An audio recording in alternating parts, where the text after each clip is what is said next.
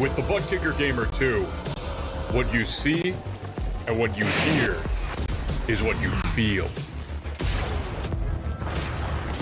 Butt Kicker. The future is feeling.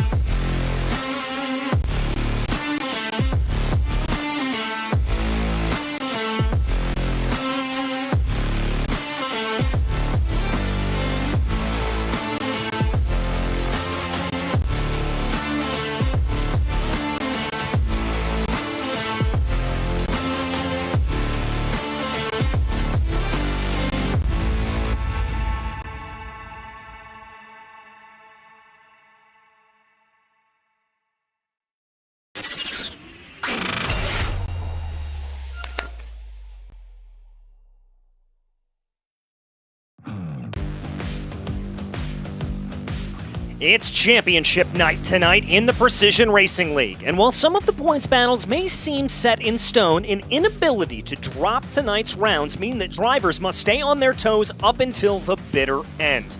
Hello everyone, and welcome to RaceSpotTV's coverage of the Precision Racing League's Monday Night Series. My name is DJ Clark, and joining me in the booth once more is Joey Tebben. Dustin Ollis is our director behind the scenes.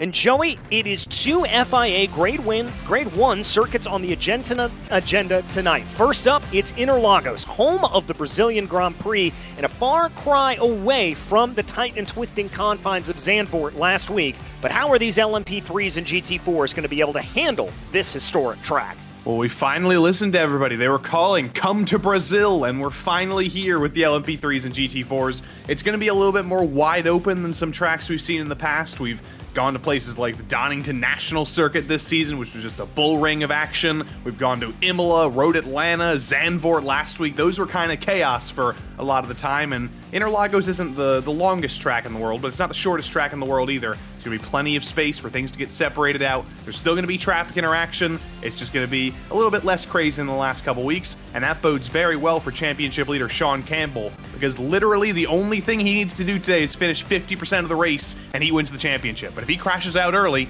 that could be the championship over. Exactly, and there we take a look at those LMP3 standings. As you said, Campbell just needs to finish today, but the battles are still on farther back down through this field, specifically that battle for P2 between Brockway and Bergstrom, who are tied on points. So ostensibly, whoever finishes ahead of the other will be able to take that battle. Joey Morissette could have a little bit of an upset there over Jason Drescher, and then don't count out the battles farther back in the field. Corey Precker and Wesley Griffith, that's a close one. Starker and Kulaga tied on points, and Greg Doucette moving his way up through the order as well. Let's go ahead and jump on over into your LMP3 team standings. Far more separated up at the top there as Muradness M Squad Ginger Liveries has locked that championship down. Congratulations to them. Maybe some points to be decided for YS Motorsports and Throttle Thursdays. Also, Grant Racing tied with YS Motorsport. That could be a three-way battle for the second spot. Then it's Vulture Motorsports holding off Marshmallow Racing by only 8 points. Mojim Racing Team, they're kind of set in stone there. Muradness, M Squad, Oceana Coffee, same thing there. Olympus Esports and the Wrong Stuff only separated by about 10 points away from each other. We also have that battle over in the GT4 standings. Alexis Moisen ostensibly needs to just be able to finish ahead of a Brand Wildman here tonight, and he will be able to lock that down. And thus far, doing what he needs to do, he is out in front. Augustin Guarnieri could be able to overtake Wildman if there is a little bit of mishap on the track. Andrew Sharp and Joaquin Mello, they're in P5. Travis Pruitt needs to be able to hold off Gerard Farewell, as that's going to be a close battle. Nathan Jennings, Thomas Dunn as well. That's a close battle. And don't count out Will Jennings as well. That battle for 8 is going to come down to the wire. We also have a team championship in that GT4 field. Korea Burr, Hunter Racing leading the way by only 19 points. Racing could close up on them. Close battle as well. P3 with Fast Racing, Sword Boys Racing. Not too far away from each other. Blue Championship Racing has his position on lock. Motorsports has 6 places on lock. Road ATL Racing 7, Team Hypersport, Edison, rounding out your top 9 of runners. Well, we are about 6 minutes down in qualifying, but before we get to that action, we'd like to thank the sponsors for tonight. First and foremost, Advanced Sim Racing. Owned and operated by passionate sim racers, Advanced Sim Racing designs and builds the sturdiest and most durable aluminum profile racing simulation cockpits available in the market today. All PRL members get a 5% discount code on ASR products using the Precision5 coupon code. Thanks as well have to go to Racebox Sim Racing. Racebox offers mid and high-end button boxes for sim racing enthusiasts, from the casual gamer up to the most meticulous sim racing driver. Competitively priced and carefully handcrafted, their button boxes are an enjoyable addition to any sim racing setup. Visit raceboxsimracing.com and get a 5% discount using the Precision5 coupon code. We also want to give a big thanks to the Butt Kicker. Butt Kicker products provide incredible immersion and realism to any game. Feel every nuance and truly put yourself in the driver's seat. Thanks have to go to Moradness as well, who's a performance lifestyle brand motivated by motorsport and founded by professional race car driver Daniel Morad. For more information, visit moradness.com. Also, thanks to Mr. Hedge iRacing Photography. Capture your finest, proudest, or simply worst moments from your hobby in up to 8K resolution. It's a great addition to any sim racing room. And finally, thanks go to Advanced Motorsports. Get ready to learn to be fast with Advanced Motorsports. Follow them on all their socials to become a better driver. Well, with the business out of the way, Joey, it's down to the business on track. And maybe a little bit of a surprise here up in the class of GT4, as it looks like Joaquin Melo able to pit pole position from Alexis Moisin by about 100th of a second. A great run there for the Mercedes driver. However, up in LMP3, to the surprise of nobody, it's Sean Campbell leading the way. Yeah, like that old NFL referee Ron Cherry once said, Sean Campbell has given him the business. He's been giving him the business all season, and what a way to end the season it would be for this driver to come back from missing last week. He's not going to have the perfect season he wanted. He's not going to get 10 out of 10, but if he can get 9 out of 9 races that he's participated in, that would make him a very happy boy. Let's see what he can do as he comes to the line. Is he just going to dunk on the field even more? Yes, he is. He goes even faster, and he is just... He's just making sure nobody gets any crumbs and gets any shot at beating him to a pole today. Yeah, certainly does. And although that gap is not absolutely ironclad, it's only 84 thousandths of a second ahead of Bergstrom, who is ahead of Brockway, leading that battle for P2. Greg Doucette comes across the line right now with a 130.5. That's not going to be an improvement there for Doucette. He will stay in 6th place. Here comes Travis Pruitt trying to improve on a 141.529, currently in 9th place in the GT4 category. Let's see what the 54 has in store. No improvement for him, about 3/10 down. But that is very impressive for his fellow Mercedes. Joaquin Melo on pole. He's never been on pole this season. In fact, nobody other than Alexis Moisin has been on pole this season. This could be the end of Alexis Moisin's 10 out of 10 pole season if Joaquin Melo can hold on to those 10,000ths. If Guarnieri could even get up there as well, a 1-2 for SART, that'd be a pretty sad end of Moisin's streak, but it would be a pretty big statement from these guys. Yeah, it certainly would be. Here comes Guarnieri across the line, trying to improve on a 143.68. Not going to do it there by just a mere thousandth or a couple of hundredths of a second. Here's Cade Smith. Remember, Cade was involved in that big incident last time around, but unfortunately doesn't look like Cade is going to make it to the line as the checkered flag falls for qualifying, and we get ready to advance on here into the race for your GT4 LMP3 field. Let's go ahead and bring you that starting grid here from Interlagos as the field begins to make its way onto the grid. Sean Campbell will lead the way as he has done so many times this year. Alec Bergstrom to his outside, beating Adam Brockway. The teammate rivalry there will continue on throughout the race. Watch for that. Jason Drescher lines up in 4th with Joey Morissette in P5 and Greg Doucette in P6. Wesley Griffith will line up in 7th, followed by Nicholas Carangis. Then it's Matt Dinsmore and Corey Precker to round out your top 10. Michael Kulaga is 11th, followed by Ian Starker in 12th. Then it's Sean Mulholland and Ryan Luna to round out your LMP3 field. As we move on over into the GT4s, as we said, it was Joaquin Melo with a great job there for SART Sim Racing to pip Alexis Moisin to the pole and be the fastest Mercedes on the day.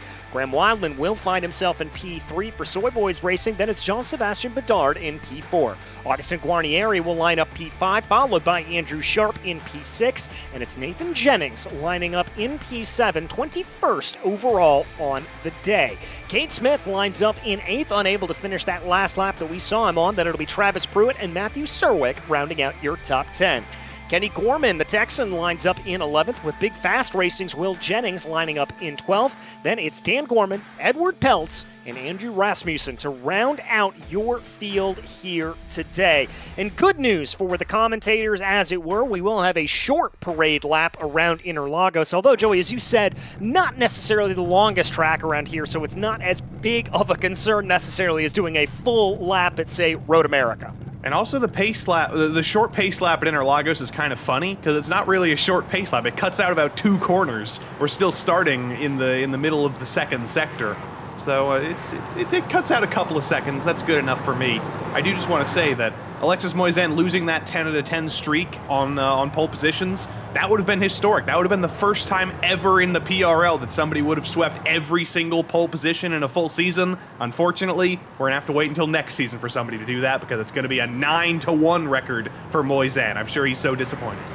I'm sure he will be as well, but I've got a sneaking suspicion that if Alexis is able to take victory here today, that may put some of those concerns to bed, as it were. But we get our way to work around here at this point. Behind the Porsche pace car, does Sean Campbell lead everyone around right now? There's a little bit of weaving track temperature, very, very toasty out here. It's 133 degrees Fahrenheit on the track, only 72 degrees in the air, very little wind and about 52% humidity. So that is going to be something that we talk about over the course of today for sure. As they make their way now out of the junction, past Subidos dos Boxes, here they go. Getting ready to fire up here. Campbell, Bergstrom, Brockway, Drescher, Morissette. Your top 5. Who is going to be able to get the jump on this field? And will we see chaos, as we sometimes do, down into the Senna S? Pace car pulls off down pit lane, giving control of the field over to Sean Campbell. All eyes go towards the flag stand as there goes the green, and we are racing here in Brazil. It's a very clean getaway for Brockway. I think that was Corey Precker you saw poking out of line in the back. Side by side there for the Moradness M Squad teammates of Bergstrom and Brockway as they come down to the line, and GT4 scampers over the start finish. It was a good start for Joaquin Mello from his first pole, got a decent jump, realized that when the green flag is out, you can go, but they were almost 3 wide into the Senna S with Wildman and Moisin and somebody else who got shuffled out. Everything's been shuffled out now in GT4. Wildman's on the curb. He's going to lose ground there to 3rd place. I believe that's Jean-Sebastien Bedard going onto the podium. I believe it is as well, and Cade Smith again in the background, the 2nd week running that he has been involved in a massive incident here, this time coming out of the Curva du Sol. And I think that was the same guy he was involved with at Zandvoort. Unfortunately, good old Nathan Jennings just can't avoid trouble here. See Kenny Gorman going off the road a little bit there at Descida del Lago, but other than that, little drama in LMP3, a little bit more drama in GT4. Other than that, we're clean through the first half of the lap. We are indeed clean as here we focus. That's Bedard spun around there in the back, it looks like, and he's going to be able to get himself back and going here, but we're still side by side. Cade Smith and Jean Bedard now fighting it out through the field. I worry that Graham Wildman may have been involved in that incident with Bedard. I'm worried with him falling down the field here. He's lost another spot to Guarnieri. His grandmother was in the chat a couple of weeks ago. She said that at Thanksgiving, if Graham hasn't won another race before the end of the season, he's getting no turkey. And this has not been a very turkey-full performance so far for Graham.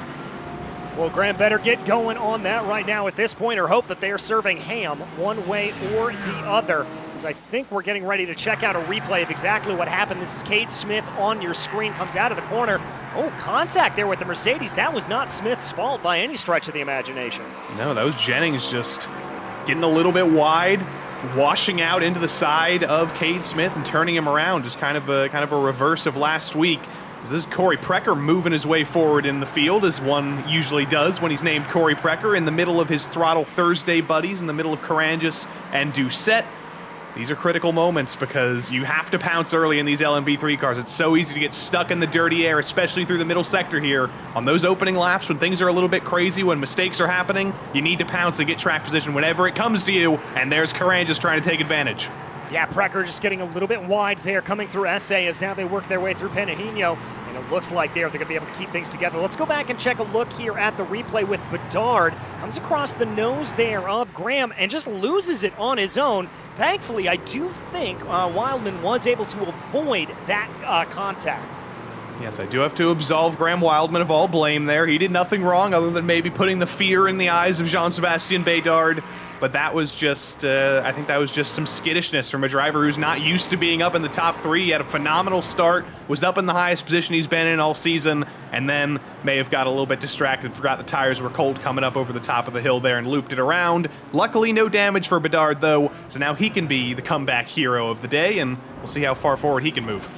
Yeah, we'll have to see how far he can go as well. This is a battle for the lead, though, up in the GT4 category. Alexis Moisan in the Porsche, the straight 6-boxer engine, trying to make a run here on the Mercedes-AMG GT4. That's Mello down to the inside. He's going to have the narrower line, but momentum may favor Moisan here as they go. Let's see who's able to play this out. Who's later on the binders? It's Porsche versus Mercedes, and it's going to go to Mello for now. This is savvy driving from Moisan. Remember last week when Graham Wildman had the lead, Moisan stuck behind for as long as humanly possible, saved a boatload of fuel, and then I think his stop was about 3 seconds shorter and he won the race in the pits. But he's still looking to make the move on track. On the outside, coming into Desida del Lago down the hill. That's a very difficult move to make, and once again, Moisan realizes it's not necessarily worth all of that risk, and he's going to have to slot in line. After getting an off track, though, you have to be careful with those. You only get 13 of them before you have to serve a drive-through. Yeah, and that's going to be a big talking point both here and at the Red Bull Ring where we head to next for the GTP and LMP2 field. Got to give some credit here, though, to Moisan. Continues to put the pressure on from behind, but all this battling has allowed for the SART teammate of Mello, Augustin Guarnieri, and Graham Wildman to be able to close in on the back of this battle, and it's now a 4-car scrap for the top step. I think what Mello really wants here, if he can back up Moisan just a little bit, maybe get his momentum scuppered in the worst possible corner coming up through Yunsao, if he can allow Guarnieri to pounce and maybe steal second away from Moisan, that would give him a little bit of a buffer, and that would make things for SART very, very comfortable. But up through Yunsao, it's not going to happen. Moisan's got another great exit, and Mello is going to have to be full defensive mode into turn 1 again. He's going to have to fight for this if he wants this win. He's going to have to fight for it for 30 minutes. He is going to be trying to push here at this point, and there you see Mello diving down to the inside, protecting that inside line.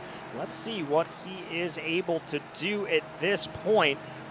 Looking down is again, here he comes around the outside, but not going to make it work. Is that going to open up the door for Guarnieri behind? Not quite yet. Oh, but Mello got a little bit wide through the second part of the Senna S. That slowed down Moisan as well, and that's going to allow Guarnieri to pounce here. This is exactly what Mello needed. He needed his teammate to get a little bit of a sniff of an opportunity. Moisan's going to be defensive, though. He knows the business that's going on here, and he's not going to let it happen. Coming down to Desida del Lago, he's going to slot back in second.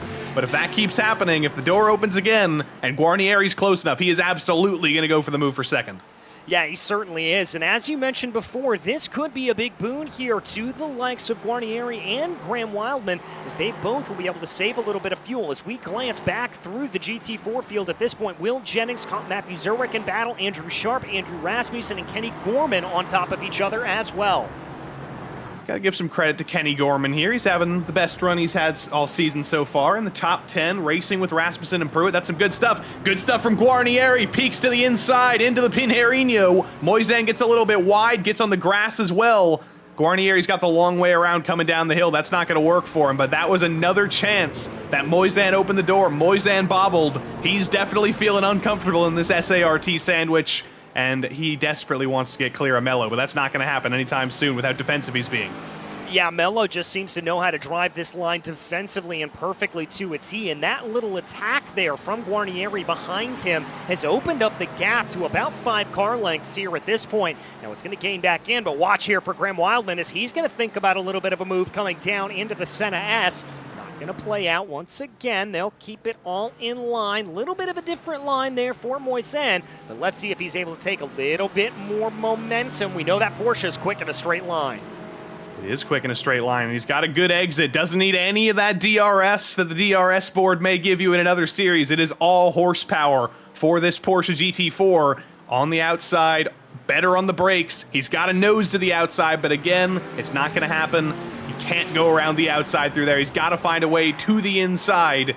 Melo's doing exactly what he needs to do through every sector of this track. He's parking it on the inside. Moisan desperately looked for the inside there. The door was absolutely shut, and Guarnieri once again is going to take a look. Gonna take a little bit of a look here as they run. Let's see if he's got anything to play right now. Oh, whoa. A little bit of an offline there for Melo. That opened up the door for Moisan, but not enough to play. We've got to go up to the LMP3 field, though, at this point, because Bergstrom just tried to make a move on Campbell, and now I think it could be game on as they work their way onto the straightaways. This is the best opportunity for Bergstrom. He's got to pounce right now through the middle sector. But up over the hill here, it's so difficult in the dirty air. You get the understeer. The tires start screaming at you. We don't like this dirty air. We don't like what you're trying to do here. And he's just going to have to wait in line here for the whole of this middle sector and hope that he can get a good exit out of Yunsao onto that long front straight, because there's nothing he can do from 3/10 back right now. He's got to master the exit here. He's got to master the exit of the next corner, and then he'll get a chance at a turn one. Yeah, he'll try to do what he can. We've got to go back to the GT4s here at this point because we're side by side going down into turn one. Moisan trying his luck now around the outside. Contact between your leaders here at this point. Moisan muscling his way on through, but off into the grass there at this point. That's going to put a little bit of a compromise line for Melo. Watch out for Guarnieri coming up the inside. Could this be the 2-for-1 special for Guarnieri? He's looking, but he's going to be side by side with his teammate. I don't know if he's going to be side by side with Wildman unless he has the corner of the century. He's very late in the brakes. Guarnieri does get to the inside. He's going to force Moisan wide off the track even. Guarnieri's going to take the lead through the corner, but Moisan was already frustrated behind Melo. He's going to be even more frustrated fighting with Guarnieri, and he is going to hold on to the inside right here, but for how long can he hold it? Well, he's got a little bit of an advantage here, but he's got to jump on the binders. More momentum carried around the outside for Guarnieri. Guarnieri tries to square off the corner a little bit as they come down through SA, now down through the left-hander, and it's going to be advantage coming back to Augustin Guarnieri. Starts to get a car ahead, slots in front of Alexis Moisan, and it may be a different SART car in front of him, but Moisan still staring at the back of a Mercedes. This is GT4 racing at its finest. This is incredible stuff. And Moisan, I said he was frustrated behind Melo. Well, I don't know how frustrated he's going to be with Guarnieri pushing him off the road a little bit. He's definitely going to be frustrated that he's just behind another car still, though. And look at Melo behind, trying to look to the inside. There's no asphalt there. There's just curb and grass. That's how tight Moisan's pushing it to the inside. Is anybody going to think about pitting here, potentially? Get out of this battle, get some clean air, and get some track position that way? No. Everybody's fighting for track position here. This is a four-way battle for the lead on track. And this could be a three-wide battle coming down into turn one. They somehow sort themselves out down into single file order. Guarnieri leading Moisan, leading Melo here as they go. And they've got something else to start to consider here. That's your LMP3 leaders who have started to make their way through traffic. But we've got to keep our eyes here at this point because here they come. Split screen on your screen as Guarnieri and Moisan fight it out. And the LMP3 leaders try to be able to get themselves to go. That's Melo taking a look down to the inside. Moisan trying to carry momentum around the outside of Desita do Lago. And he did very well there. He's got to the inside of Guarnieri, coming up the hill here into Ferradura. That's where you want to be. That's the shorter line. But Guarnieri's done a good job of carrying the momentum on the outside. He did it well in the previous lap. He's done it well here again. Can he be late enough on the brakes into turn 8? He needs to keep a nose to the inside, coming into the Pinheirino at the bottom of the hill, or else he's totally out of luck. Looks like Moisan's going to be clear of him. He's got the momentum, but he clips the grass again. He's not quite clear. The door's going to be open into Bico de Pato. There it is again.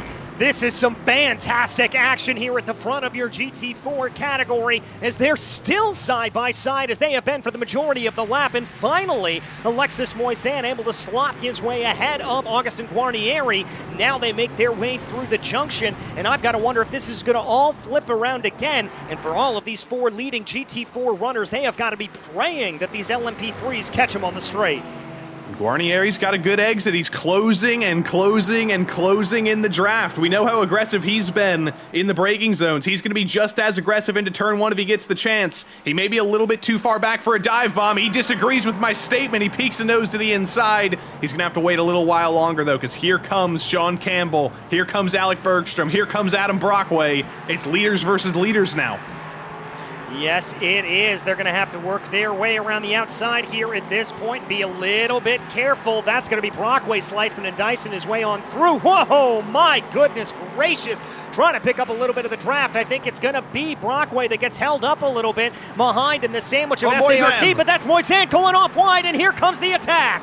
That was Moisan getting scared by the LMP3s coming through, just totally threw it off the road, and that's going to bring Guarnieri back into the lead here, and I'm worried for Alexis Moisan right now. He's gone off the track so many times there through Descida del Lago that he's got to be racking up those incident points right now. He does not have many more of those to play with, and we've seen him bitten by that this season. He had to serve a drive-through at Phillip Island. Yes, he did indeed, and now he's got to worry about Joaquin Mello trying to make the attack from behind him there as they went down through the corner. Looks like that's going to be Morset, I think, trying to make his way on through here at this point. Weston Griffith has had an issue in the LMP3 category. He's going to fall down through the field, and talk about a pigeonhole there. My goodness gracious, these LMP3s having a fight for every scrap of track. And that helped Guarnieri so much there. Morset got to the inside of Moisan right at Yunsao. Guarnieri's got a perfectly clean run down the front straight. Moisan's run totally diminished, and he's still got Mello behind him. And we saw how fast that SART Mercedes was in a straight line for Guarnieri. How fast is it going to be for Mello? Looks like not quite as fast. I don't know if there's damage on that car or he's just gone with a different setup than his teammate. But Mello seemingly distinctly slower in a straight line than his teammate. It's an open setup series, so you can differ those two things if you want, but that's odd that two teammates are so different in a straight line.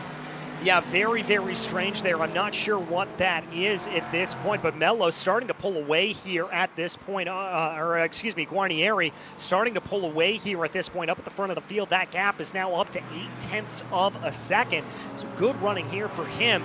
And meanwhile, the flip side of that is Joaquin Mello now is able to put pressure onto the back of Alexis Moisan. And now here comes Caranjas trying to fight his way on through there, I believe, at this point. Oh, that could get very hairy coming up through La Regina.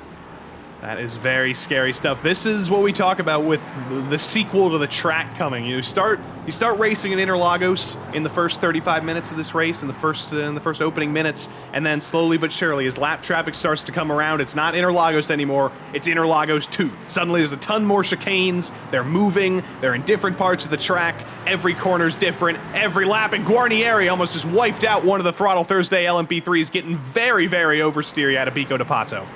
Getting very oversteery here at this point. Everybody trying to force their way on through. This could be a little bit of a contested line there for the Porsche driver of Alexis Moisan. Joaquin Mello certainly knows that he's going to be on the attack. Here they go.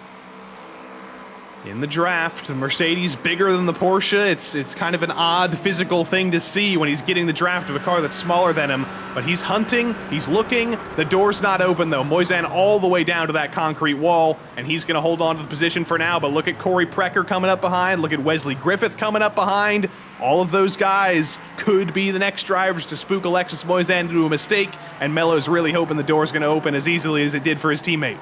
Yeah, that's what he's going to be hoping for here at this point. We always say it, traffic giveth and traffic taketh away. It's taking away from Alexis Moisan here at this point, but now down to the inside, it looks like that's going to be clear, and he's going to be able to run. And remember here in these GT4 cars, you don't have nearly as much downforce on them, so the aero wash through the corners, even when following behind those LMP3s, not going to be nearly as much. And if you're wondering, does this matter for the championship at all? Well, no, not really. All Alexis Moisan needed to do today was finish 50% of the race, and he's the champion.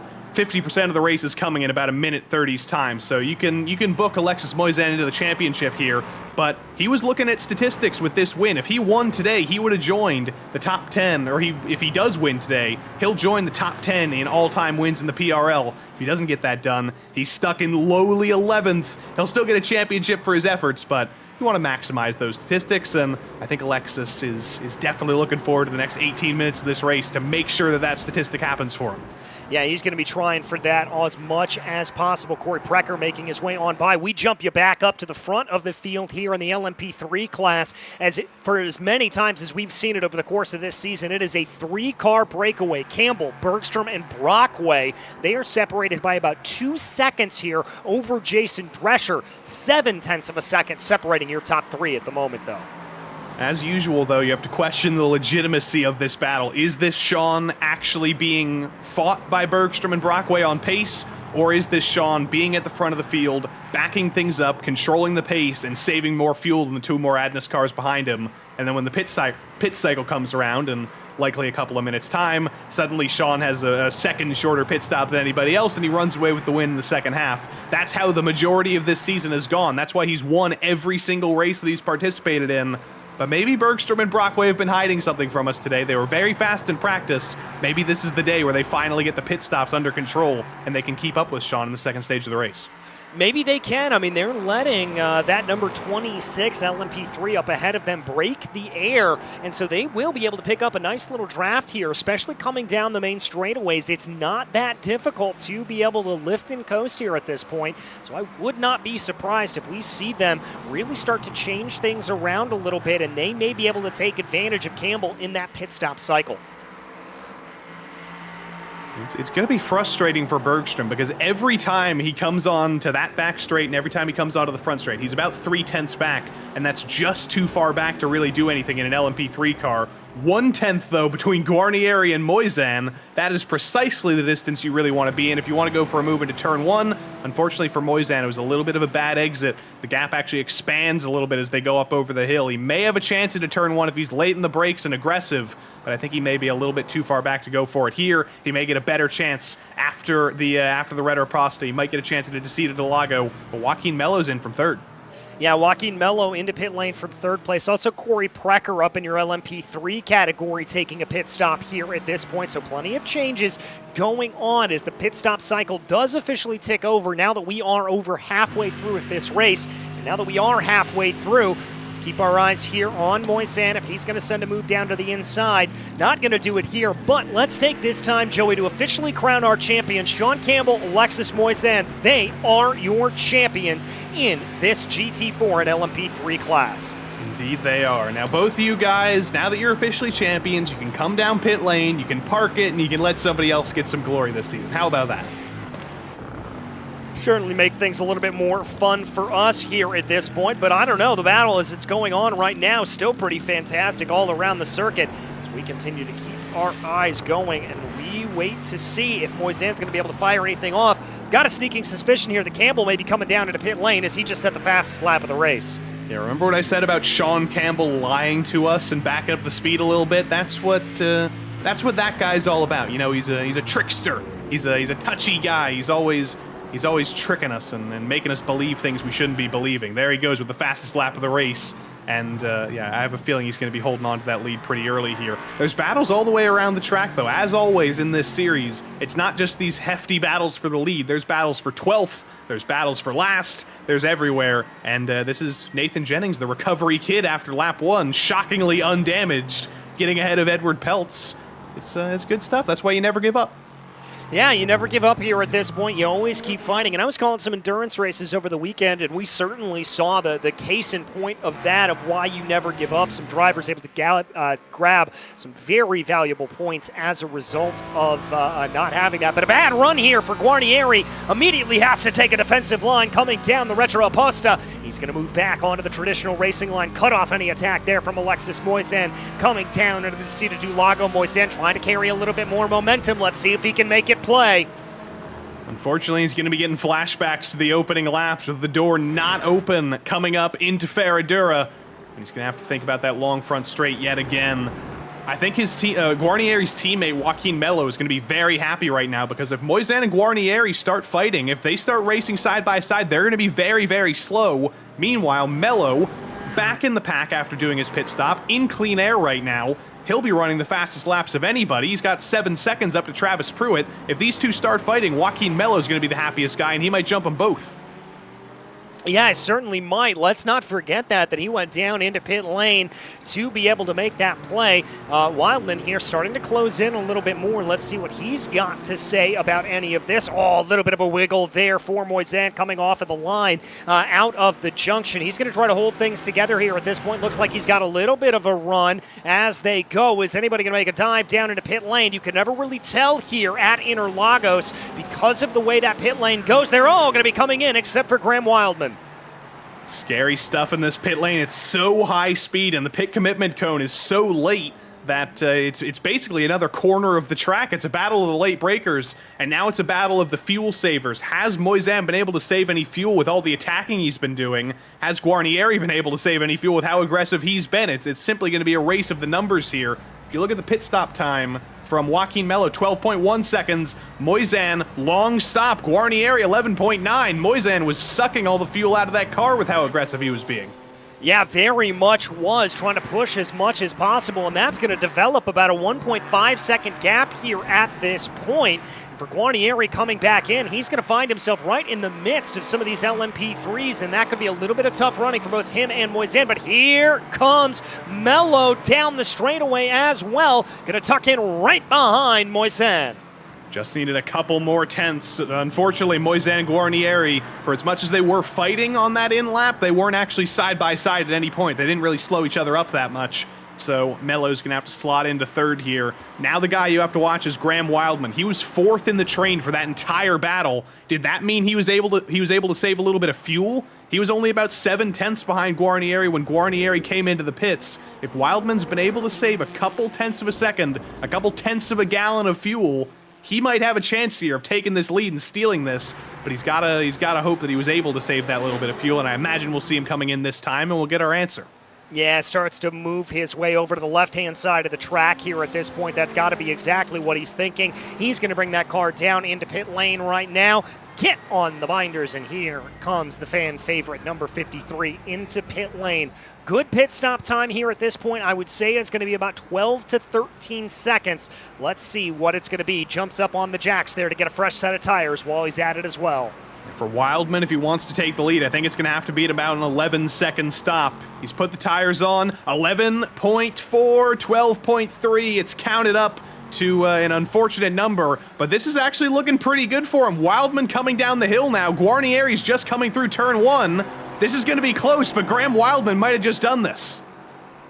Might have just pulled this off. There he comes coming out of the corner. He's got it. He's got the lead by a good 2 seconds. That is the undercut to end all undercuts right there. 4th to 1st for Graham Wildman, and he's got a 2-second lead over everybody else. That's incredible stuff. And now he's got to hold on to it. It was a good strategy. Now he's got 10 minutes to stay up front, make sure he makes no mistakes. Then he'll have his second win of the season, and he might get some turkey at Thanksgiving. He's got to survive, though, just as all the Throttle Thursday drivers do. This is the battle down for 5th, 6th, and 7th. Doucette, Carangis, and Dinsmore. Contact! Big contact! Unfortunately, that's Matt Binsmore off the track there, and an unfortunate bystander was one of the GT4 cars. I think it was Edward Peltz. I got a little bit scared. It was an orange GT4 car. I thought it might have been Graham, but no, it's Edward Peltz. Very damaged, and there's Nicholas Carangis off as well. Throttle Thursday. It's all gone terribly wrong in the space of 2 corners for him. Yeah, it certainly has. That contact just coming back to bite there at that point. We'll jump back and check out a replay a little bit later on, but the battle is on here for 2nd place in that GT4 category. Graham Wildman leading the way, but Guarnieri, Moisan, and Mello all on top of each other following the pit stops. And this makes Graham happier than anybody else in the world right now. If these guys are going to fight behind him and extend that gap, he can cruise out front for the next 9 minutes. As long as he can survive 6 laps with no mistakes and no bad LMP3 interactions, he's got it in the books. But he's got to hope Moisan doesn't clear Guarnieri, because if Alexis gets clean air, you know that guy's going to be fast. You know he can close down a 1.5-second gap. So he is hoping that Guarnieri is his best friend in the world right now and can hold Alexis back into 3rd.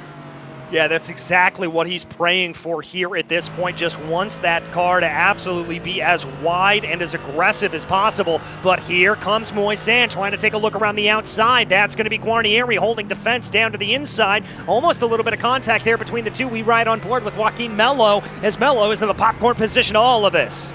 Moisan had a nose to the inside. Didn't quite work for him halfway through the corner, and he did end up going off track again, so add that one to the incident point counter. I'm still worried for Alexis. If he makes any contact, if he gets a 4X for car contact, that could be the end of his race. And he almost just got one there with Mello peeking a nose to the inside. Once again, Moisan's playing with fire, and he basically has to. He's got the championship locked up. He can afford to battle. I just don't know if he wants a drive-through. He's certainly racing like he might get one, though. Yeah, I mean, he is being very, very aggressive here. He wants to get the fight, and here comes everybody in the LMP3 category. They're all diving down into pit lane. Campbell, Bergstrom, Brockway, Drescher, your top four. We keep our eyes fixed, though, on the battle in the GT4 class right now. Big wiggle for both Moisan and Mello coming off of the final corner. It's gonna screw Mello's chances through the field here. But here's what happened to Throttle Thursday. It all came undone. First to was Matt Dinsmore losing it on his own. Got into Wesley Griffith, actually. It was an LMP3. And then, oh no! The other two teammates that weren't involved in the crash come together. So in the space of 2 corners, every single Throttle Thursday driver ended up either crashing or being involved in a crash. That's unfortunate. I hope they're looking forward to their next Thursday. Maybe they need that to get that off their mind. Yeah, indeed. That was a little bit of a tough run there for them. By the way, the entirety of the LMP3 category has come down into pit lane here at this point. And Sean Campbell, well, he's doing Sean Campbell things. The gap is now 2.5 seconds up at the front of the LMP3 field. You know, we were in Las Vegas for F1 this week. I feel like Sean Campbell should probably take up a show there. Penn and Teller, hire this guy, the Fuel Magician, because he's just constantly making it out of nothing. I don't know how he does it. I don't know how he does it either, but I can tell you one thing. It is utterly impressive whenever he does it. It is very, very good. But the battle may have dissipated up at the front of the field here for the LMP3s, but back in the GT4s, it is electric as ever as we watch this battle for P2. Guarnieri leading Moisan, leading Mello, but throw a blanket over the 3 of them. And there's been a lot of mistakes in this battle. Guarnieri's made mistakes, Moisan's made mistakes, Mello's made mistakes, but it has been remarkably equal in the mistakes, which is why it's so close together, and why none of these drivers should really be ashamed of any of their performances. They've just all evened out here. Coming up over the top of the hill, Wildman got a little bit held up there by some inter-GT4 lap traffic. That brings the gap down into that little window of 1.6, 1.5 seconds. Guarnieri and Moisan only need a couple more tenths before they're within draft range, and suddenly Graham Wildman's comfortable win after that pit stop becomes a little bit less comfortable, and it's even more uncomfortable now with Joey Morissette behind him in an LMP3. Yeah, thankfully Morissette there, not going to push him too hard through the corner. I still think Wildman lost a little bit of time there, unfortunately, and he is going to regret that. Indeed, that gap is now down to 1.8 seconds as they run.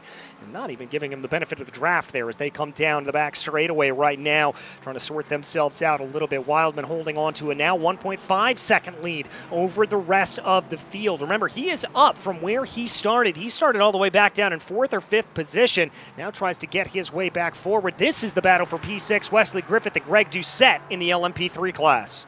The last driver standing for Throttle Thursday, Greg Doucette. Doesn't look like he has much damage on the front end of that car, but that may just be the sheer amount of polygons on that livery that's distracting us a little bit. Wesley Griffith has been a big benefactor of all this trouble. I think he started outside of the top 10 in LMP3. He's got by all the drivers who crashed. He's made some passes on track, and he's up into P6, which, if I'm not mistaken, may be one of his best runs of the season. And that'll be a good result for him as he takes his momentum potentially into next season.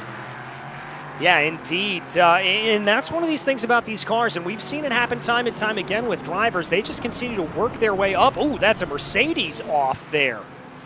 That was Edward Peltz. I got scared again, and I'm sure everybody else did. The fact that there was an orange GT4 off in the grass. Don't worry, though. That was Edward Peltz having a little bit of an oopsie. The other orange GT4 is still alive. All right, so that does mean Wildman, who has, by the way, been able to rebuild that gap a little bit here at this point. It's now up to 2 seconds up at the front of the field. Pulled a little bit of a Kimi Räikkönen there, did Edward Peltz, just kind of going off into the outside. It's here, let's take a look at it. Just kind of missed the apex there, probably brought a little bit too much speed coming through the junction, and that sent him off and around. Yeah, but if it was a true Kimi Räikkönen, he would have taken a right there and gone through the tire walls and found himself in the parking lot, but Edward's a little bit smarter, so well done to him. That also does remind me, oh, there goes Alexis Moisan diving into the inside over the curb. He's still going to fight this with everything he has. There's only 3 minutes to go. There's only about 2 more laps to do it for him. If he's going to send this move on Guarnieri, he can't afford to wait any longer. No, he can't. He has got to absolutely get the move on here at this point if he can, and there you can see the impetus. He does not want to let any of this fall by the wayside. He is pushing and pushing hard here at this point as Sean Campbell sets the fastest lap of the race up at the front of the field just for good measure. Everybody at home has to remember, signups for next season opened yesterday. So if you want to race in the LMP3-GT4 Challenge, which why wouldn't you with this incredible battling that's going on right now, signups are open at precisionracingleague.com. Signups are also open for the GTP-LMP2 series that's coming up later tonight, and every other series in the PRL: stock car racing, open wheel racing, sports car racing. It's all open. We want to see you all here because you could be the next Alexis Moisan, who only made his debut last season. Guarnieri and Mello only showed up this season. We always love the new names coming in and putting on good shows, and we hope that you, the viewer, is going to be the next one. Yeah, we'd love to be able to see you come on out here and be able to put a little bit of action on the track. It'd be some fantastic stuff. Speaking of good action on the track, let's take a look here as Moisan tried a little bit to make that run yet again.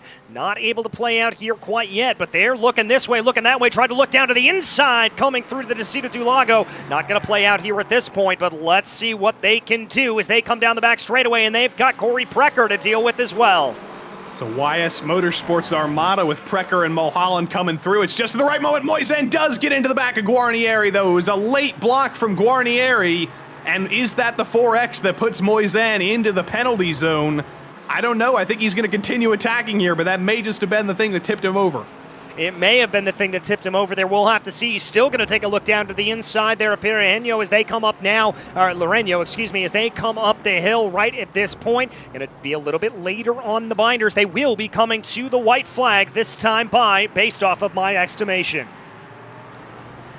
Does Moisan have any damage from that? That was a heavy hit coming into the braking zone of turn 4 there. That was front end to rear end contact, the worst kind of contact you want to have in a car because it means you're going to be down on straight line speed if you get enough damage. Doesn't seem to be hurting Moisan too much in the middle sector, though. He's got as much cornering speed as he's ever had. Coming down the front straight, though, he's going to send the dive into Yun Sao. He saw that the door was open. It's not going to be open enough for him, and the Mercedes with an undamaged front end is still going to hang on to that position for the moment, but if Wildman can get the draft here, if he still has straight line speed, he's going to send the dive of the century, I think, into turn 1. If he doesn't have to pull it down pit lane here, which is possible, he gets to stay out, though. He'll stay out here at this point, but he's got to also watch from behind him because that is a charging Joaquin Mello. Oy, Mello going to go around the outside. That's a big pinch. Moisan overshoots the corner, and that is going to be Guarnieri saying, thank you very much. I'll take that right back, sir. I'm a big fan of this Alexis Moisan. Too often we see him just scootering away from the field up front. I like this guy who's just throwing everything at this battle, and he's going to do it again. White flag has come out now for Sean Campbell, but here comes Alexis Moisan. Is he going to send the dive again? Door's not going to be open to do it this time. No, it's not going to be open. And let's keep in mind something here. Campbell crossed over the line with only about 2 seconds left to go in this race. Did anybody underfuel the car here at this point? As Moisan now going to take a look up into the inside, going into Ferradura. Here we go again for Moisan. He's going to try to hold that inside line. Little bit of a slip and slide there for Guarnieri, and Moisan got it done. He has finally gotten through. Unfortunately, it's about 20 minutes too late. And we do have to look up at LMP3 because things have closed down immensely. Have they miscalculated the fuel? Jason Drescher's come down pit lane for an extra stop of fuel, and look how slow Sean Campbell is. That was a 2-second gap. He's now got half a second over Bergstrom and Brockway. And remember, Bergstrom and Brockway still fighting with each other here at this point because of that championship position. They want to try to gain on. Campbell's now got the gap up to about 0.7 of a second here as they run down through the last couple of corners. He's going to run down to the line. Did he make a mistake? Did he held up by traffic? What happened here to Campbell? Who's going to have enough fuel to make it to the line? Sean's got 0.7 of a second over Bergstrom. That's going to be a comfortable gap unless he runs out of fuel coming to the line. Up over the top of the hill now. It's Campbell versus the fuel tank.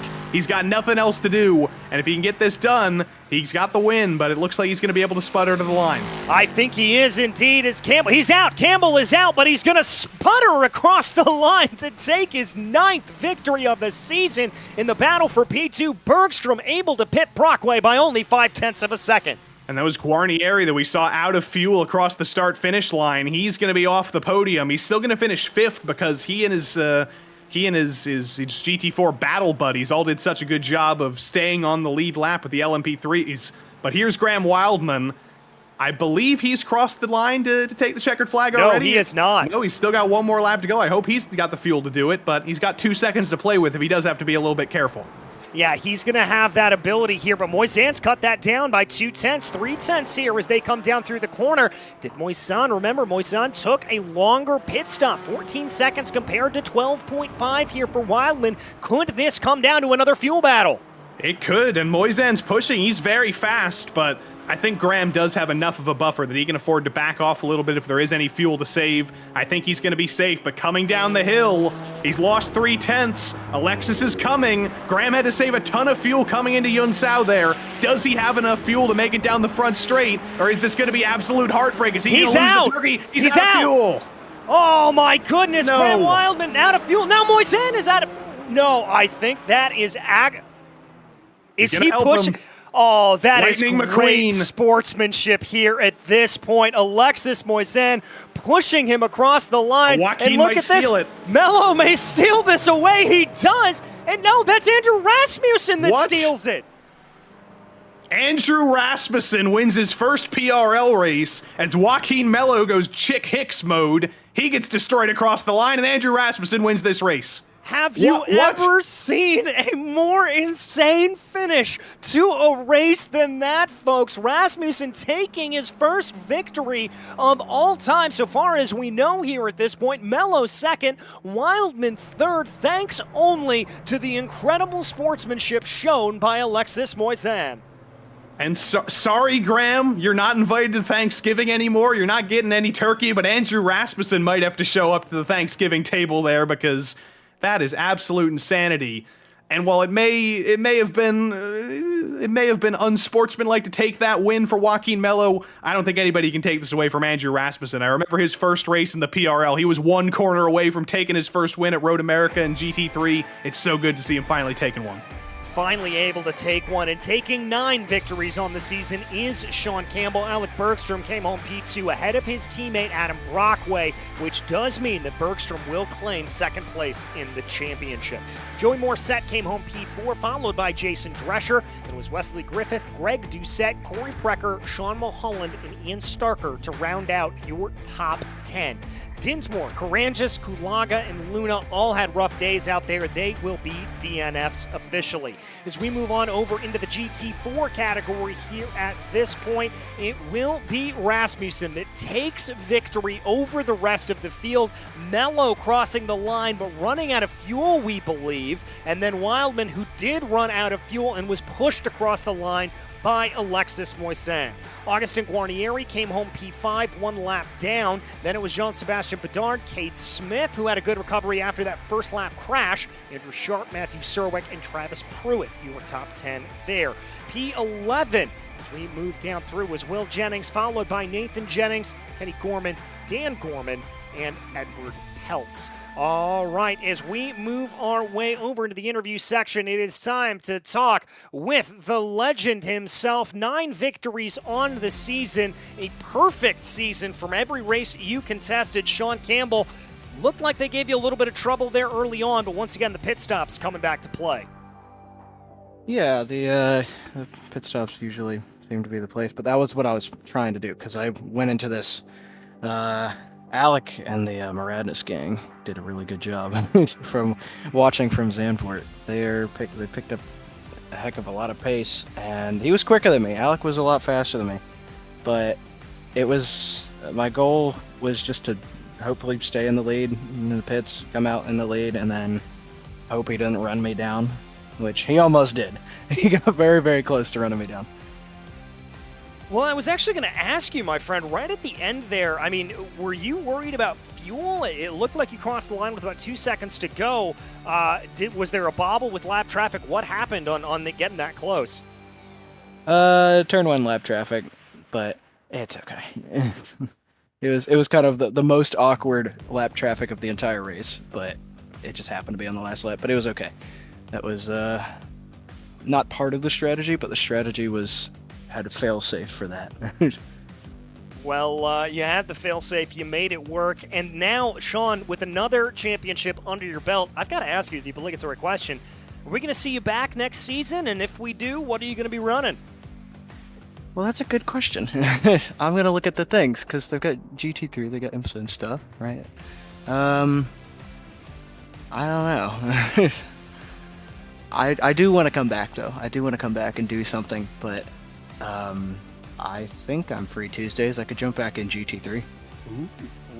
Ooh, I'd love to see that, my friend. Well, Sean, congratulations on a great season, a great race, and we'll hopefully see you next year.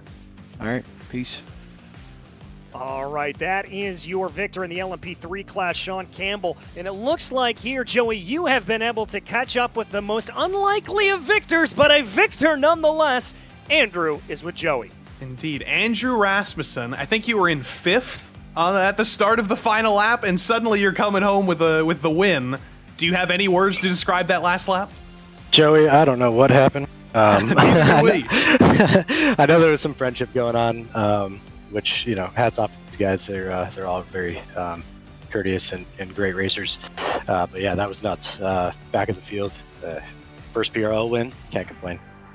Yeah, and I think even if that didn't happen, Wildman was out of fuel. Moisan reached the incident limit, so I think you would have won the race either way, even if you didn't make the move. So we're coming into next season now in a couple of weeks' time. How much momentum does this give you to next season, and how confident are you? Are you returning to the same GT4 car? No. I hate this car. It took me all season to figure it out. I'll be back in the GT3 and hopefully another, iRacing top 10 moment like I had with Floyd Kerr at Road America and Corolla. It was great.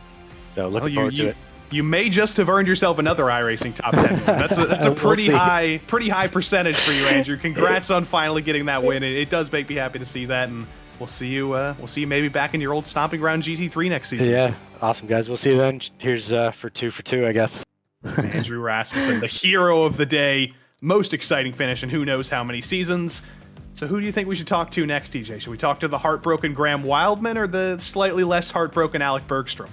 Well, I want to talk to the slightly less heartbroken Alec Bergstrom. I'll let you talk to Graham here in a little bit. Alec, a great battle there for you throughout the entire field there, throughout the entire race. Talk about your emotions after getting that one done.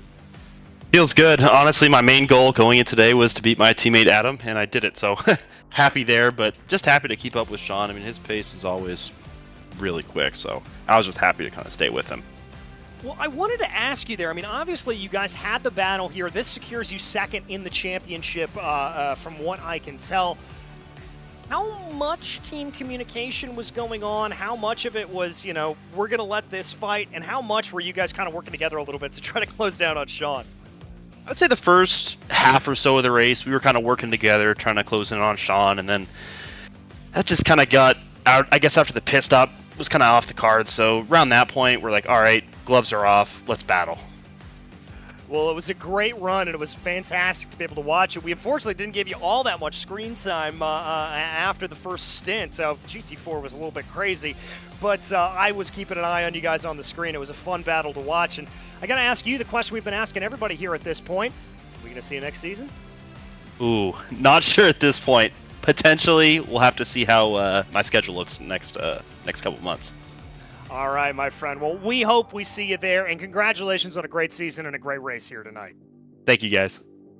All right, that was Alec Bergstrom, your second-place finisher in the LMP3 category. And Joey, I can only assume here at this point you want to talk to Graham the man. Of course I do. Graham Wildman, so close to getting that turkey on Thanksgiving, but it all came undone on that final straight. Talk us through those mixture of emotions on the final lap. It's just the line was there, but just so far out of reach. I mean, I think we played our strategy very well tonight. We just missed it by half a lap. So, I just don't have any words.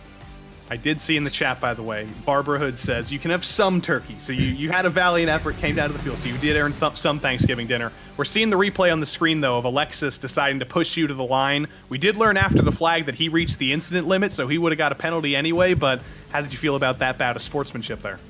I mean, Alexis Moisan has been the benchmark this season. He's been head and shoulders above everybody else for pretty much every race. I mean, he's a great competitor. He's somebody I strive to reach in lap time. So yeah, I just can't thank him enough for helping push me across the line there. I think that helps me secure second in the championship. So it's definitely well appreciated on my end. Are you going to be back next season? Of course I will. I've got a buddy of mine joining on the team as well. So we'll see if we can put up a good fight in the team championship. But yeah, this was definitely a season to remember, and hopefully we can make next season a better one. Congrats on the podium to finish out the season, Graham. Enjoy your Thanksgiving, and we'll see you in a couple of weeks' time. Thanks, fellas. You too. Graham Wildman.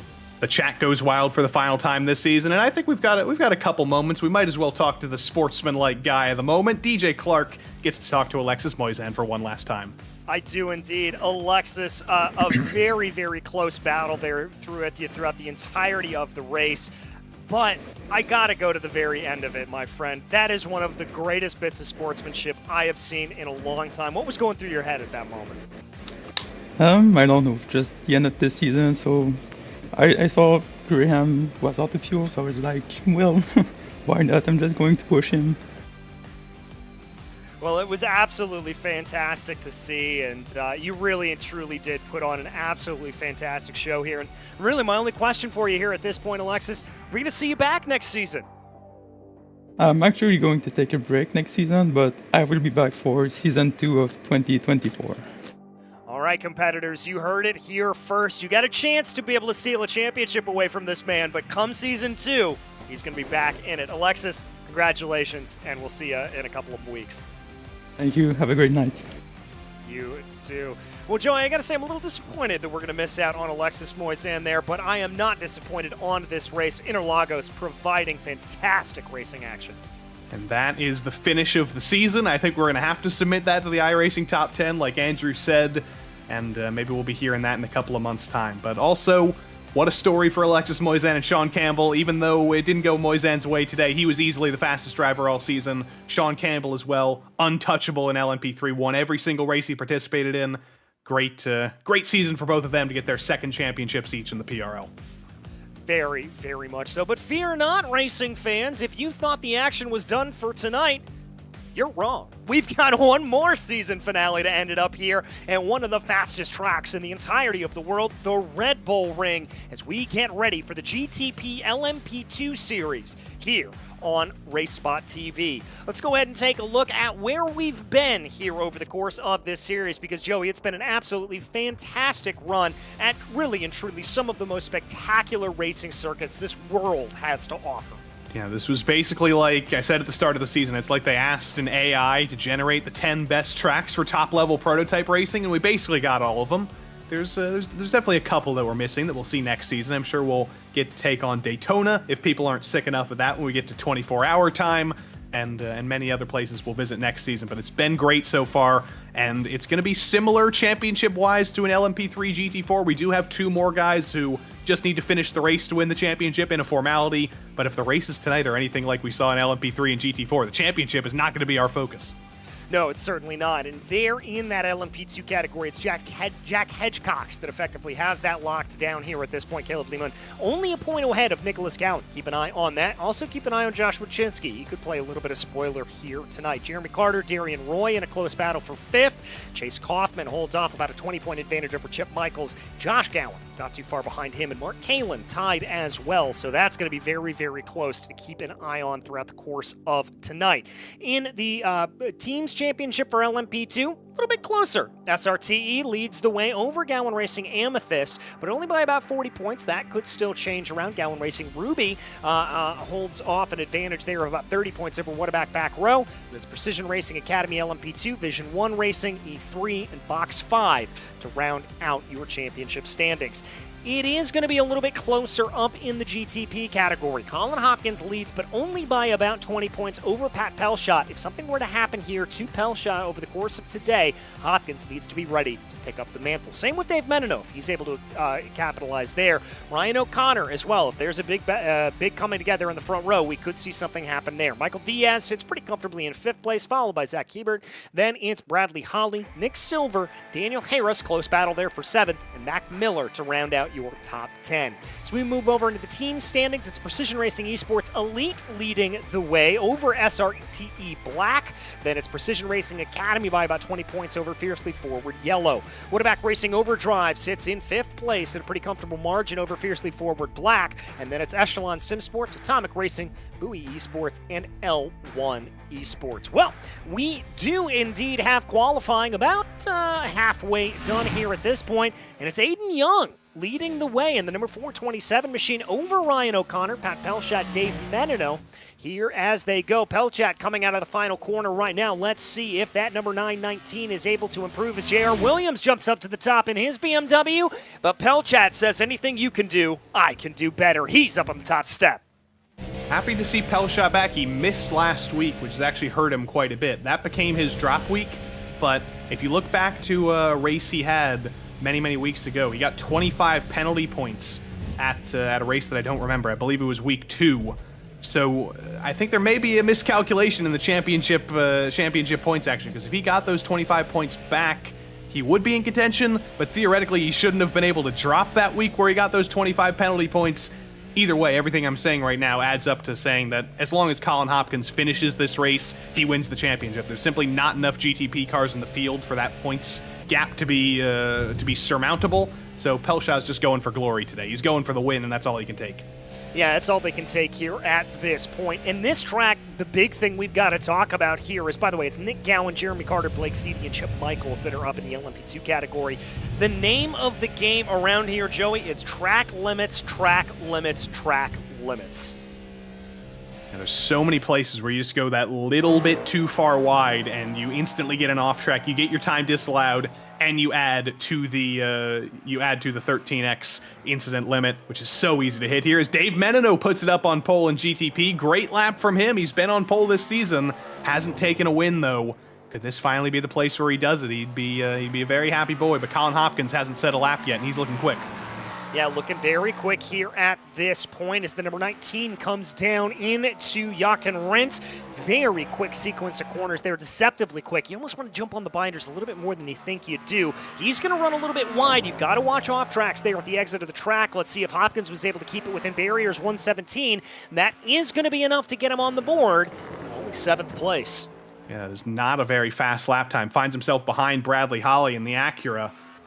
But these cars do tend to get a little bit faster on the second lap, on the third lap, so if Colin Hopkins does have a couple more opportunities in his tank, which I believe he has this one final lap. That was lap 3. This is going to be his final shot. We'll see if he can improve.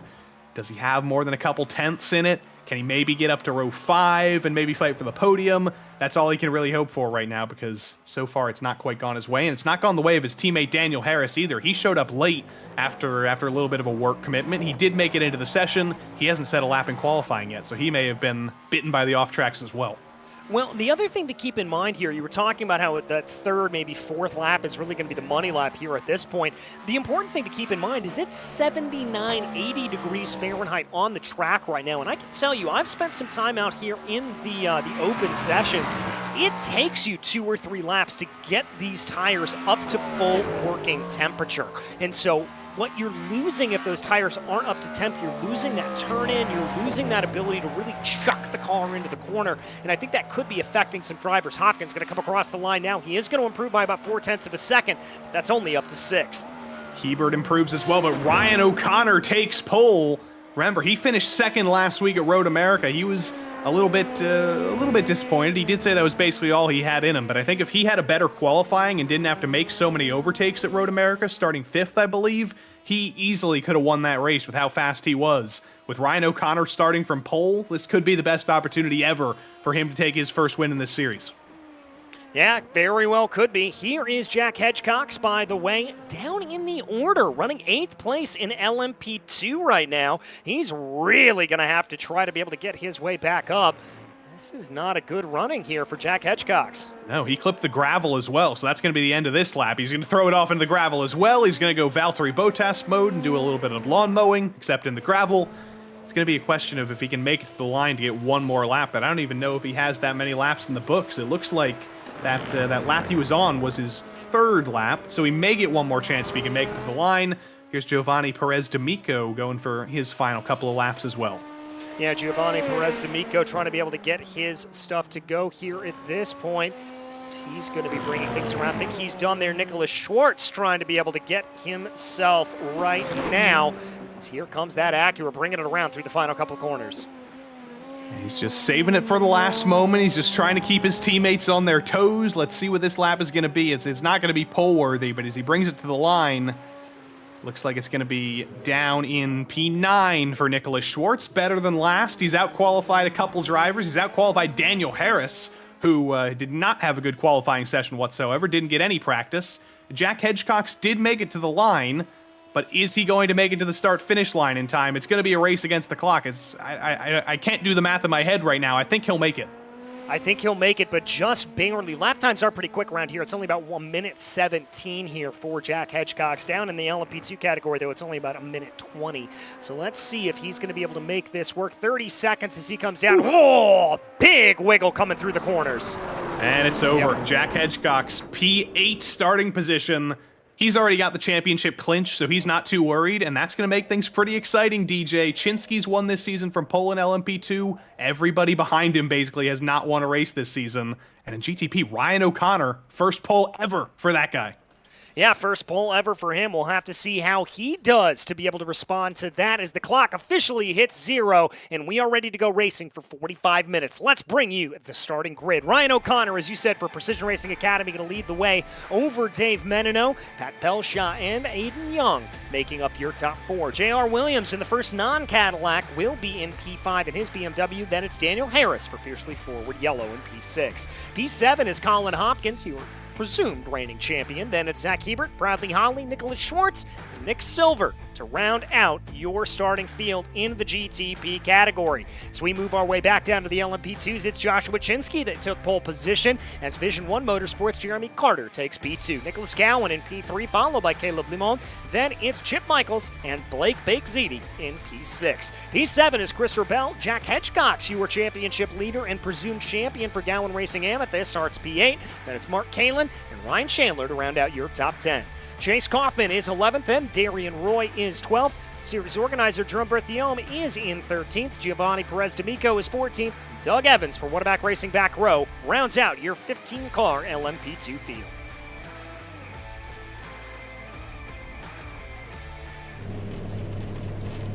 All right, Joey, as they line themselves up here again, only 80 degrees track temperature. Gonna take a little bit for these Michelins to get up to temperature, I have to think, and we are gonna have to watch out. 10 miles an hour worth of winds, dangerous off tracks to be able to catch you at any point around here. But the big thing is the draft, the draft, the draft. It's gonna be very, very crucial here tonight. And unlike at Interlagos, the short pace lap is actually a short pace lap here at the Red Bull Ring. You only get about 2 corners to warm up those tires, and we're going to be rolling here instantly. So for O'Connor, for Menino, they've got to be doing a little bit of swerving. They're going to have to probably do a little bit of dragging, and they're going to have to work to get as much heat as possible into those tires, because you don't want to be the driver who spins it into turn 1. You don't want to be the driver who gets who locks the rear brakes coming into that tight turn 3 in front of the field. Only got 2 corners to get all the heat into the tires and brakes so you don't embarrass yourself. Yeah, exactly. An all Cadillac top 4 here at this point, as it has been for the majority of the season, as Ryan O'Connor and Dave Menino lead the field here down through the last couple of corners. There is that weaving going on behind. I believe that's Aiden Young moving that Cadillac back and forth as they come down through Jochen Rindt here at this point. Porsche pace car pulls off down into pit lane as the field brings their way down through the final corner of Red Bull. Here they come onto the main straightaway as all eyes go towards the flag stand, and there goes the green. We are racing in Austria. It is a terrible getaway for Dave Menino as Pelchat and Aiden Young going to be able to try to fight there around the outside. LMP2's coming around the last couple of corners right now as they've got the go. Menino, problems going from bad to worse as he runs over the sausage curbs on the exit. It was tough stuff, a little bit of contact, but this is the critical corner as LMP2 is off and going. They've got to be careful into turn 1. This is the heaviest braking zone in the track. When the brakes are cold, it's so easy to loop things around, and when you're back in the pack, it's very easy to get into the back of somebody. Everybody in GTP is clean. LMP2 is a little bit more punched up together as they come into turn 3. All right, they're going to try to get themselves going here. Battle for the lead as things try to sort themselves out a little bit. Everybody just kind of slicing and dicing, trying to hold in. Whoa! Pelchat's got it. Pelchat took the lead coming down into turn 4 around the outside of his teammate O'Connor. That was a great move. And O'Connor just not comfortable on lap 1 with his teammate. Not able to hold that. Not able to hold that here at this point as they go. I'm a little bit surprised by that, I have to say. Joshua Chinsky, though, in the LMP2s, holding off a good train as now Carter and Gowan try to hold in behind. Side by side, O'Connor and Menino. It has not been a good first lap for Ryan O'Connor. I don't know if he's feeling the jitters or his race pace just isn't as quick as his qualifying pace, but this has been horrific for him. Harris and Young side by side behind, but Menino's going to take a look into turn 1. Can he be later on the brakes? Can he go around the outside? That's very difficult to do in turn 1, and that's exactly why. Yeah, there's contact there, I think, between Menino, and he's going to lose a position here to Daniel Harris, who gets that fiercely forward yellow machine back up into P3, and now Menino's problems going from bad to worst as Aiden Young took a little bit of a look on him. Big lock up in front. Did Pat Pelshaw just spin coming into turn 3? No, it looks like he's still going. No, I think he just locked it up. He just locked it up. Lost about 0.8 of a second, though, and suddenly Ryan O'Connor's still second, but Daniel Harris showed up to the session late, qualified as worst as he's ever done in P6. Suddenly he's in second, and he's right behind Pat Pelshaw, who had to serve a slowdown as well. Yeah, and there's that slowdown penalty. More picked up here at this point if you go wide than if you cut the corner, it has to be said, as we watch right now them trying to work their way through the field. That's Ryan O'Connor there in second place, or in third place rather, trying to take a little bit of a look on Daniel Harris. Pat Pelchat holding on to that top position here as, a little bit of a wide run there for O'Connor coming down through Verth. That'll cost him a couple of tenths. So things have all just gone topsy-turvy here in the opening laps. Look at Harris, though, wide through turns 9 and 10. I don't know if he was too wide there to get a slow or to get an incident point, but definitely playing with the track limits. So this is the middle of the field in LMP2. This is where all the drama tends to happen in this series, and it's all happening again right on cue. Chris Rabel, Blake Ziti, Ryan Chandler, Chase Kaufman, all the usual suspects in the middle of the field. They're all going to give us some entertainment for this final race of the season again. Yeah, they are absolutely on top of each other here at this point as they chuck their way down into the corner. Having to watch out for the aero wash here is particularly something you've got to be careful for, because remember, these cars are very aero dependent, even the LMP2s. We're going to take a look at a replay here at this point. I think Mark Kalin may have found himself in a little bit of trouble. Hold on. Oh, we got a parking lot in the exit of turn 1. Luckily, it's only one car parked there. It's only Mr. Ryan Chandler. He gets it going again, but I have a feeling there may have been some help there. Yeah, I think there may have been as well. All right, now we're going to go back and take a look at the replay here from Mark Kalin. Brings the car in. Oh, clobbers over that outside sausage curb, Joey, and that's a one-way ticket to a spin. Yep, that is just, it's a terrible curb. I don't know why they put it there. It just breaks suspensions, it breaks spines, and it breaks soles, because if you go that little bit wide, especially in a car like that LMP2 car, where it's got a flat floor, it just rides on that curb like a Tony Hawk ollie, and there's nothing you can do to save it. You're trying to steer off, the tires grip up, and you get exactly what just happened to Mark Kalin happening to you. It's just a lesson in not going wide through turn 1 and not hitting that curb, but it's so hard to do. Yeah, it very much is here at this point. Here's the battle for 7th in GTP, by the way, as this is going to be Colin Hopkins trying to hold off an attack here from Aiden Young. Let's see if they send a move here as they come up through the corners. Let's see if anything is going to play out here at this point. Here as they go. Oh, maybe a battle for the lead. Daniel Harris, out of nowhere, he's not satisfied with driving up to second. He wants to take the lead and win this final race of the season, because that would be a little bit of glory for him. He's not going to be able to win this championship, just had a bad start to the season. It's basically been a season of glory in individual races for the rest of the season, and if he can get one more win here, he'll look to next season maybe to take his first championship. Here's Ryan Chandler into turn 1. I said he might have got some help, but it looks like he just Mark Kalin'd it before the curb, and a couple guys ran into each other behind. I think it was Kaufman and maybe Darian Roy checking up. Yeah, I think it was as well. They just got themselves into a little bit of trouble there and spun themselves around a little bit. So we'll have to see exactly what continues to break down as we look back right now on the front of the field here. Pat Pelchat still holding out over Daniel Harris. Only by a little bit right now. It is not too far of a gap as they run. And Ryan O'Connor, I think, is actually going to be liking this, because if Harris and Pelchat start fighting, think about that GT4 race from before. You know, you might not think GT4 and GTP very similar at all, but in terms of racecraft, if Pelchat and Harris are slowing each other down, if Ryan O'Connor can just slow up a little bit, ride in line, save a little bit of fuel, that could be his ticket to victory. But as things stand, as everybody runs single file, he just doesn't seem to have the pace to stick with those two leaders. He needs them to start fighting with each other. He needs Daniel Harris to start showing his aggressive self. Yeah, he really does. He's got to start pushing here at this point, I think, if he wants to try to make a play at all here. Let's see what they are able to do, though, as they now bring their way through the corners. This is the moment. This is when you've got to push. This is when you've got to go. Let's see if anybody's got that impetus to move. Good exit out of the one of the most difficult corners on the track, I think. Turn 7 and 8. You've got to carry so much speed through turn 7, but you can't carry too much because turn 8 is still a little bit of a corner. It's flat out, but there's a curb, and you need a good exit onto the short straight into turn 9. Then off of turn 10. It's another short straight here. Turn 1, not the best passing opportunity, but it is critical to get as close as you can into the braking zone in turn 1, and set up the exit on the giant curb there. Make sure to avoid that and get in the draft into turn 1. Harris is going to be too far back to go for the move into turn 3 that time, though. Yeah, too far back to go for the move here at this point. This is Darian Roy and Jerome Bertiome right now as they try to fight their way out for what is 21st overall, make that 10th in class. Bertiome looking like he lost a little bit of position there and going to try to close back in here as they come here into Jochen Rindt. They were side by side for a moment, but poor old Jerome is going to have to slot back in line. I don't see him signed up for next season, which will be unfortunate because it's been good to see Jerome racing again this season. I think he's a very busy man, though, so I think he may be taking sort of a one season on, one season off approach because he's got a lot of things to juggle. He runs this whole PRL thing. He's going to have a lot of things to do next season. He's got his own life as well, but I like seeing him occasionally.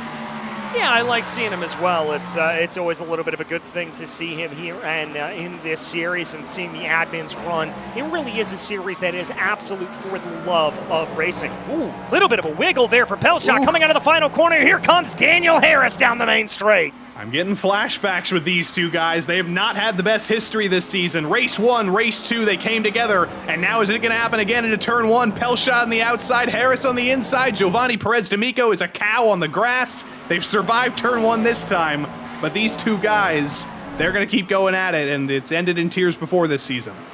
Yeah, it has ended in tears. Hopefully it's going to be okay this time as here comes Harris down to the inside of Remus, and he's got the move done. Move Daniel Harris up into the lead of the race. Pelshot tried to get a switchback, but he was just too deep into the corner to make it work at all. He's going to be in the draft. He's going to close the gap down, but 0.4 of a second, that's about 25 feet between the two cars, and that is just too far back to go for a move. This is incredible stuff from Daniel Harris. This is such a different driver than we saw at the start of the season, DJ, when he was making mistakes. Since then, he got that win at Road Atlanta when he had the world record, when he had so much confidence. Since then, every single time we've seen this guy in the lead of the race, he's been unbeatable unless he's been giving the win away. And it looks like we may just see another typical Daniel Harris performance in the next 35 minutes if he can hang on. Yeah, and I mean, look at this gap, 0.8 of a second here at this point, and crucially, if he's able to grow that here by about another 2-3 he'll start to be able to escape out of that draft range here, and that, Joey, is going to be absolutely mega. If he is able to escape the draft, he is going to find himself into a position where he is just able to scamper off down the road and not have a care in the world. And I do want to see him back next season. I want to see him actually fighting for a championship. It was kind of a write-off at the start of the season from basically race 3, but I want to see him back because he would be a very, very difficult guy to beat to the championship. I know it's a bad time zone for him in Australia, but I hope he can make it work. We know J.R. Williams will be back. He's one of the series organizers, and he was, I believe, kind of the lead guy in trying to bring prototypes back to the PRL. He finally got his wish. He finally got to race his BMW. And he's done shockingly well in a car that seemingly nobody else wants to drive.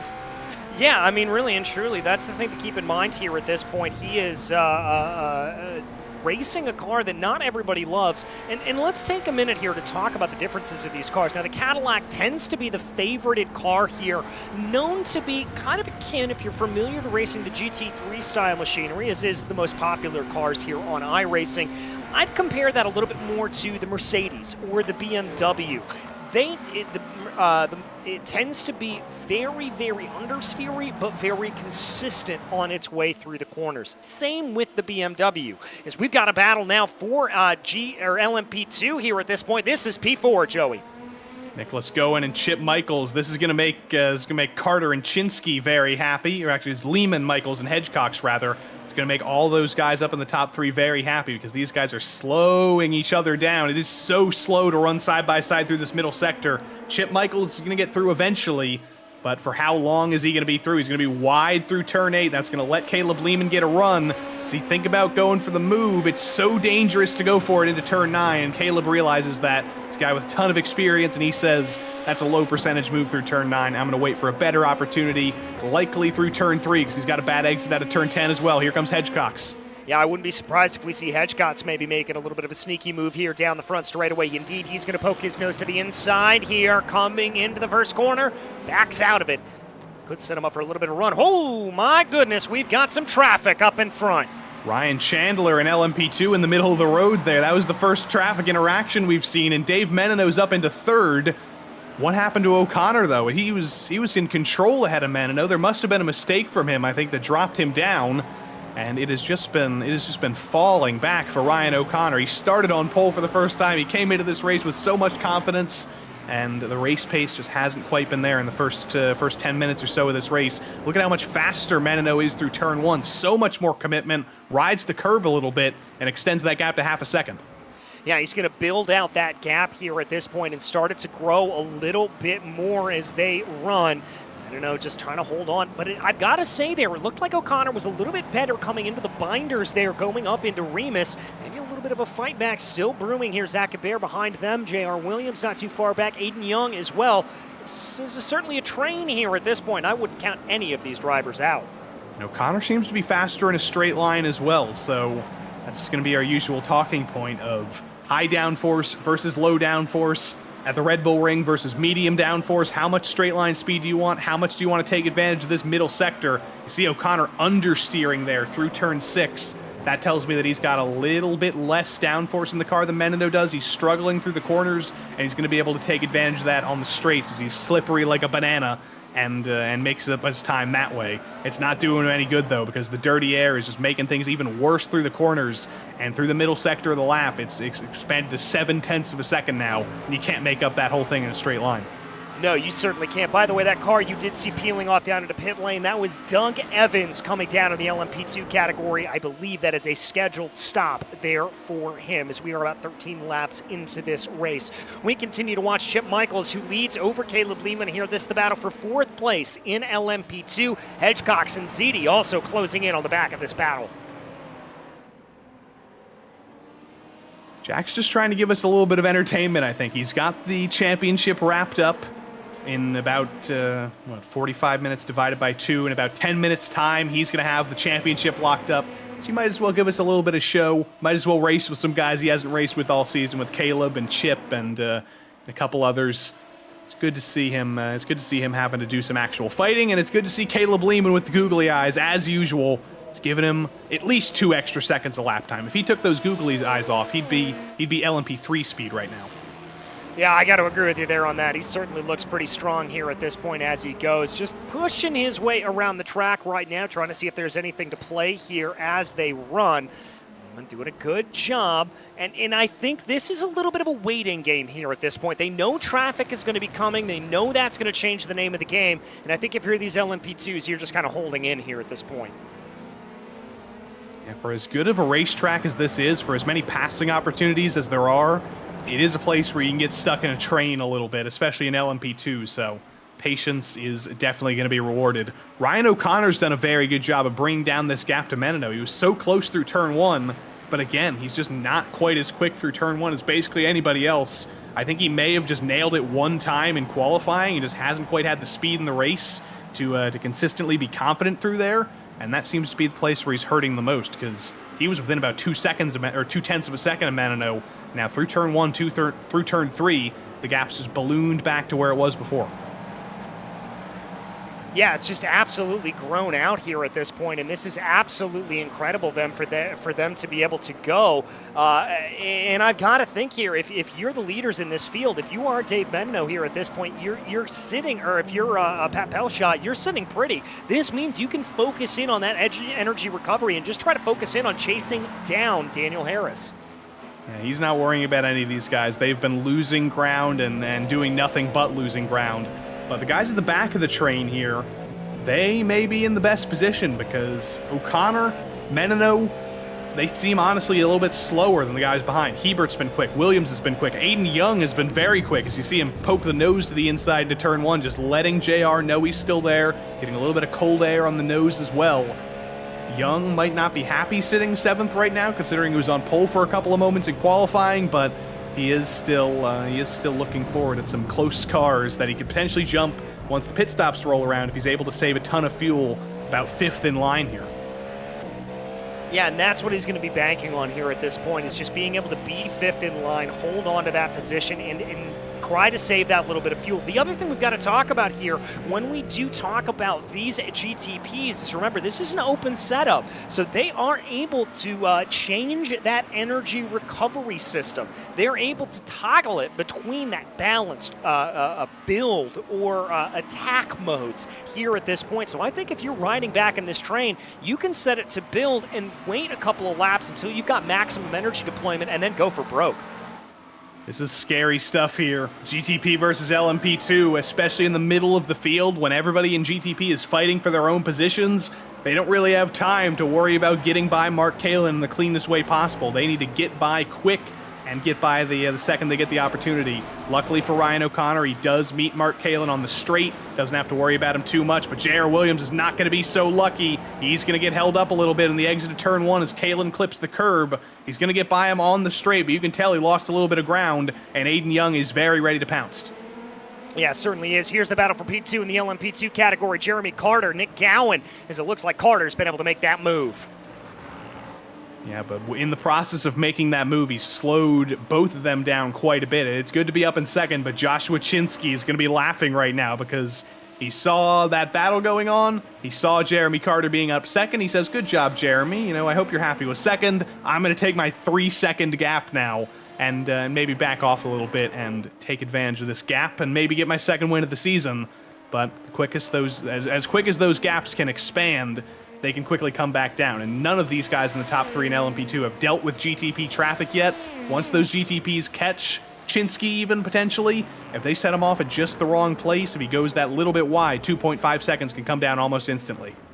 Yeah, it certainly can here at this point. I mean, with the traffic, it can all ebb and flow here at this point. We've got takers down into pit lane. Pat Pelchat, Dave Menino, Ryan O'Connor in the GTP category.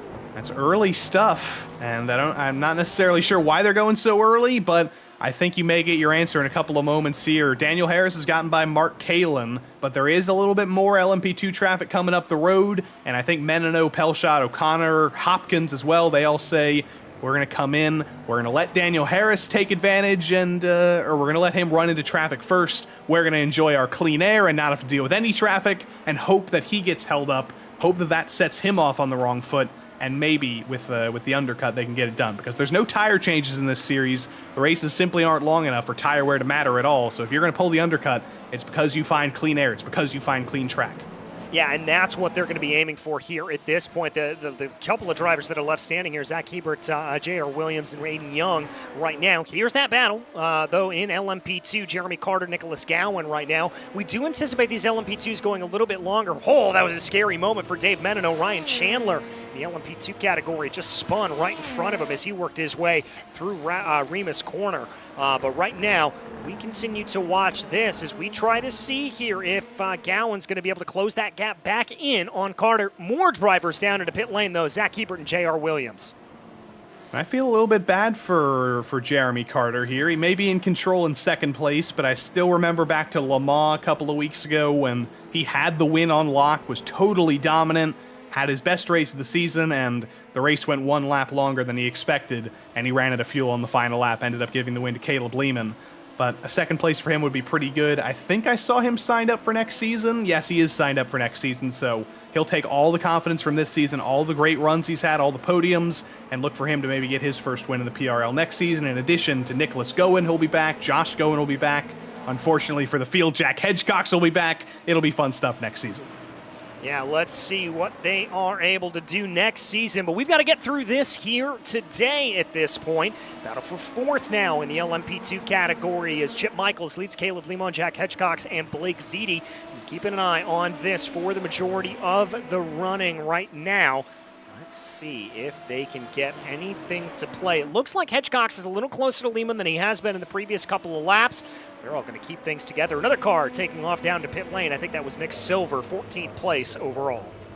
It looks like it's Aiden Young, potentially. But that was a scary pit entry. Daniel Harris is in as well. That looked like a very early commitment for Young. I wonder if he almost got a little bit of... No, it was Daniel Harris, actually. Young came in a little bit later, but I wonder if Daniel got a little bit of oversteer coming through turn 9 and kind of had to commit there, because that looked like a very early pit entry for him. This is going to be the race for the lead, though. Has Pelshaw been able to make up any time whatsoever with Daniel Harris staying out a couple of extra laps? I don't think so. It doesn't look like it's going to be that close, but here comes Pelshaw out of the final corner. Yeah, let's see what he'll do here at this point. This is going to be a little interesting here as he's going to come out of pit lane right now. Pelshaw's going to be ahead of Menino as they run. So that worked out well. Gonna be 3.5 seconds behind Daniel Harris, though, so it's not worked out. It's not worked out incredibly for Pat Pelshaw. He hasn't lost anything. He hasn't gained anything either, though. 17.1 seconds in the box for him, 16.2 for Daniel Harris, and for good measure, Harris didn't even run into any traffic. So the Pelshaw strategy of coming in early didn't really do anything for him. Had to go off strategy, though. Had to try something because Harris has been so fast. His fastest lap, a little bit slower than Pelshaw, but his race pace has been so much quicker that if you're going to beat this guy, you've got to think about something on strategy. Just didn't work out for him this time.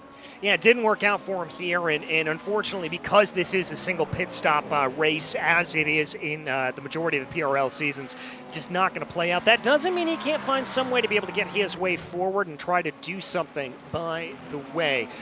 Here, as we watch right now, this is the battle for P3, as Harris and Pelshaw trying to see what they are able to get. Excuse me, that's Harris and Nicholas Schwartz up ahead of him. Schwartz has not pitted here at this point, so I've got to imagine, based on pace, this is going to be pretty easy. These Acuras have been very good at saving fuel, though. Bradley Holly and Nicholas Schwartz maybe haven't had the qualifying pace or the race pace, but they've certainly had some fuel-saving abilities, and they've been able to get themselves a little bit of TV time that way. It's not going to be a fight, though, into turn 3. Harris to the inside, Schwartz on the outside, and that is the easiest move Daniel Harris is going to make all day. Pat Pelshaw, I assume, will have a similarly easy time in a couple of moments. I don't know why the GTPs are so much more fuel thirsty than the LMP2s, though. It's something with the V8 engine potentially that's just so much more fuel thirsty. They've got to come in that little bit earlier. That if maybe we got if we went to a track that was similar enough for GTP and LMP2, honestly, maybe an oval with all straights, I wonder if an LMP2 car would be able to win overall. I mean, it's very possible. I mean, the other thing to keep in mind here when we talk about it with those Acuras, one of the reasons they are so fuel efficient is compared to the naturally aspirated V8 of the Cadillacs, the Acuras actually run a V6 twin turbocharged entry. But we've got to focus here on a side-by-side battle. Ziti, Limon, as they come down into the corner, Lehman trying to be able to get that position away from Ziti, but not going to happen. And Jack Hedgecock's trying to take a little bit of a piece of it as well. Yeah, he thought he could take advantage there, but it was just a little bit too tight of a pinch to really get any momentum off the corner. And the two SRT teammates are still going to be side by side, or at least they were, until Caleb said, you know what, I'm going to back out of this, Blake. I'm going to let you have it. I wonder if these guys are in communication right now in some sort of SRT communication channel, and Caleb maybe just saying, Blake, you know what, you're a little bit quicker right now. I'm not going to fight you because we've got Mr. Champion behind us, Jack Hedgecock. Let's ride here and let you try and pull away. Yeah, that could be the plan here at this point. Let's see, though, as Hedgecock is going to start pulling in here a little bit more. Takes a look down to the inside. Is he going to take a dive down into pit lane, or was that maybe just a little bit of a maneuver to see if he could get it off? No, it's the former. Hedgecock, one of your first takers here in the LMP2 category, will come down into the pits. Yeah, that was the sports car equivalent, I think, of putting your hand out the window saying you're going to come in. He just ran tight through turn 9, and there goes Jack Hedgecock into the pits. We are past halfway in the race, though, so we can officially announce, DJ, that Colin Hopkins is still running, Jack Hedgecock is still running. They've both clinched the championship. All right, we do indeed have two more champions to crown here in the Precision Racing League. Daniel Harris just pit again. I think he reached the incident limit. Sorry, DJ, but it's all gone wrong for Harris. Oh, indeed it has. No, I don't think that's an incident limit penalty, Joey. He is down in pit lane. He is in the box. He is. You can't do that. If you're going to serve a drive-through, it has to be a drive-through. You can't stop. So what on earth is going on with Daniel Harris right now? All right, Harris is going to come back out of pit lane 17-second there. stop. That smells like a full tank of fuel again. Did he not take fuel in the first stop potentially? Well, remember, it is possible to not have that box checked, and something could happen there at that point. So we'll have to maybe see if we can figure out exactly what happened to Daniel Harris. Meanwhile, we check in on this battle for 4th in the GTP category right now, as this is going to be Zach Hebert leading the way over Ryan O'Connor, then J.R. Williams in that BMW closing in behind. How things have changed now. The battle for the lead isn't going to be any spicier. Pat Pelshaw still has a 3-second lead over Dave Menino, but Daniel Harris is not in contention right now anymore with having to serve that extra stop. He's down in 9th place right now, and Pat Pelshaw suddenly has got gifted the easiest win of his life potentially if he can hang on. That's just incredible stuff. I don't know what's gotten into the air in this championship finale, DJ, but everything has just decided to be totally insane for these last 4 races. Yeah, it's a little topsy-turvy, a little bit crazy here at this point as we check back in here, trying to see if anybody's going to be able to fire off here. J.R. Williams using that BMW, the very distinctive grille on that nose. You always can tell that that's a BMW when it comes up behind you. Here they go. Good run there through Remus for J.R. Williams. Let's see if he's got the power to keep it going. See what he can do. It's going to be, I think, a little bit too much separation between the cars to do anything this time. You've got to be within, I'd say, at least 0.2 of a second on the exit of turn 3 to go for a move into turn 5, but not going to be quite close enough for anybody there. About 0.4 of a second separates everybody. That's sort of the dirty bubble of GTP racing. As you see Bradley Holly in the background coming into the pits in GTP, that's going to make sure all of our numbers in GTP are correct for the overall race lead. These two guys in LMP2, though, still haven't pitted, though. Jack Hedgecock's very much an outlier in this category. He's the only driver who was in the top 7 who's actually decided to bring it down pit lane yet. All right, as Holly brings the car down into pit lane here at this point, so that will give control of the race over to Pat Pelchot here. We continue to watch this battle between Ziti and Lehman as they try to be able to sort themselves out a little bit. The two SRTE drivers duking it out here as they come on through. Jerome Bertillon, by the way, also down into pit lane in the LMP2 category. And once again, Caleb not getting the exit he needs out of turn 3. He's actually better on the brakes than Blake. He's able to close it down that way, but being a little bit better on the brakes does not an overtake make, and he's going to have to wait for another chance. And honestly, Caleb's probably going to be waiting for the pit cycle to come around, and then when they know positions are sorted out, they know they don't have to fight, they can continue fighting in the last 10 minutes of the race. We've done a lot of talking, by the way, about the Drivers' Championship. I don't remember how close the Teams' Championship is between SRT and Go-In, but I think it's pretty close. I'm looking at it right now. It's 42 points. It's too tough of a calculation to do on the fly, but with Nicholas going in second, there goes Caleb Lehman. It could be close in the LMP2 Teams Championship, but I don't know how close. Could be very close indeed. We will just have to see how it plays out here. We're going to try to do that math on the fly for you, but as we are often want to say, never trust a commentator's math, please. But they're going to continue working their way around here at this point. This is the battle now for P2 in the GTP category. Menino, Hebert, O'Connor, and Williams all starting to stack on top of each other. Menino's got a little bit of a gap here of about a second and a half, but Hebert, O'Connor, and J.R. Williams running on top of each other. It's still so good to see this BMW doing well. JR, its only benefactor, its only chooser, and he might put some more pain in Ryan O'Connor's race as Daniel Harris sets the fastest lap. There's clearly still some pace left on this track, even though Daniel's probably on some fresh tires. JR not struggling on his tires in P5, still not getting the exit he needs out of turn 3, though. It's such a difficult corner. It's so tight. It doesn't look like a hairpin on the track map, but it feels like a hairpin. You're totally hand over hand through there, and it's so difficult to get on the throttle and get a good exit without getting a little bit of oversteer, without dropping the wheel a little bit. That's why it's so difficult to get that run down that short straight into turn 4. There's no DRS there like there is in an F1 car, so you have to get a good exit through there if you want to make the move. Yeah, you have got to be pushing it there at that point. And that is all down to your own ability to be able to go here as they run. Let's see as they fly down through the final corner. We tick down under 15 minutes left to go in the race right now. And I've got to say here, Aiden Young looking like he's starting to close in on the back of J.R. Williams. That BMW getting bigger and bigger in the front mirror there, in the front windscreen there of the fiercely forward racing driver. Aiden's been slightly confusing to me because he's been close to the back of JR for probably the last 20 minutes, but he just hasn't been able to do anything. He's been absolutely stuck 4/10 behind through turn 3. You're going to get an example of what I was talking about. You're so high on the lock through the corner. He lets the wheel go out gently, but doesn't get the exit he needs. You see the gap staying at 4/10 down this short straight.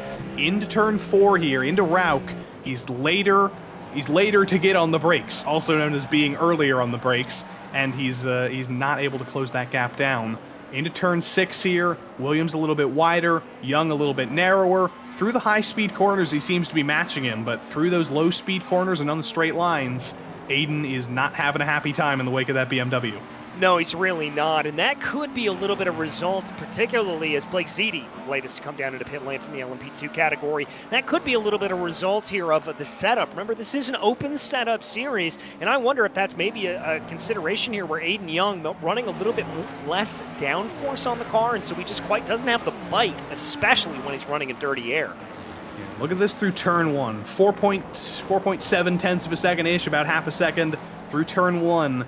Williams is quicker through the first part of the corner, Young quicker through the second half of the corner. He's quicker on the exit, and he is quicker in a straight line here, closing the gap down just a little bit in the draft. But as they come up the hill into this tight hairpin, Williams is able to be later on the brakes, Williams is able to extend the gap, and Williams is going to continue to be comfortable here. I did see in the chat, by the way, unrelated, Jeff Evans coming into the chat, watching the stream. That's unacceptable. DJ, where's Jeff on the track? Yeah, come on, Jeff. We want to see you out on the track here, my friend. The more cars, the merrier, as is always the case when it comes to racing. As we continue to watch this battle, this is pretty much your closest battle out on the track at the moment. They are going to start finding their way through some LMP2 cars here sooner rather than later. And Joey, we've got 12 minutes left to go in this race. We just watched J.R. Williams maybe tickling a little bit too far over to the right on the exit there of Verth as he tries to hold everything together here, and that gap starting to grow a little bit between himself and Ryan O'Connor. I don't see JR signed up for next season, which is somewhat odd considering he's one of the most avid prototype promoters. Just trying to think of another word that started with pro there in the PRL. So hopefully we'll see him as one of the late signups. But Bradley Holly will be back. Mark Kalin will actually be moving up into the GTPs. Is that a good idea? I'll let Mark Kalin answer that for you. But Hebert will be back. Menino will be back. Pelshaw will be back. I have to imagine that means some of his Precision Racing Esports teammates will be back.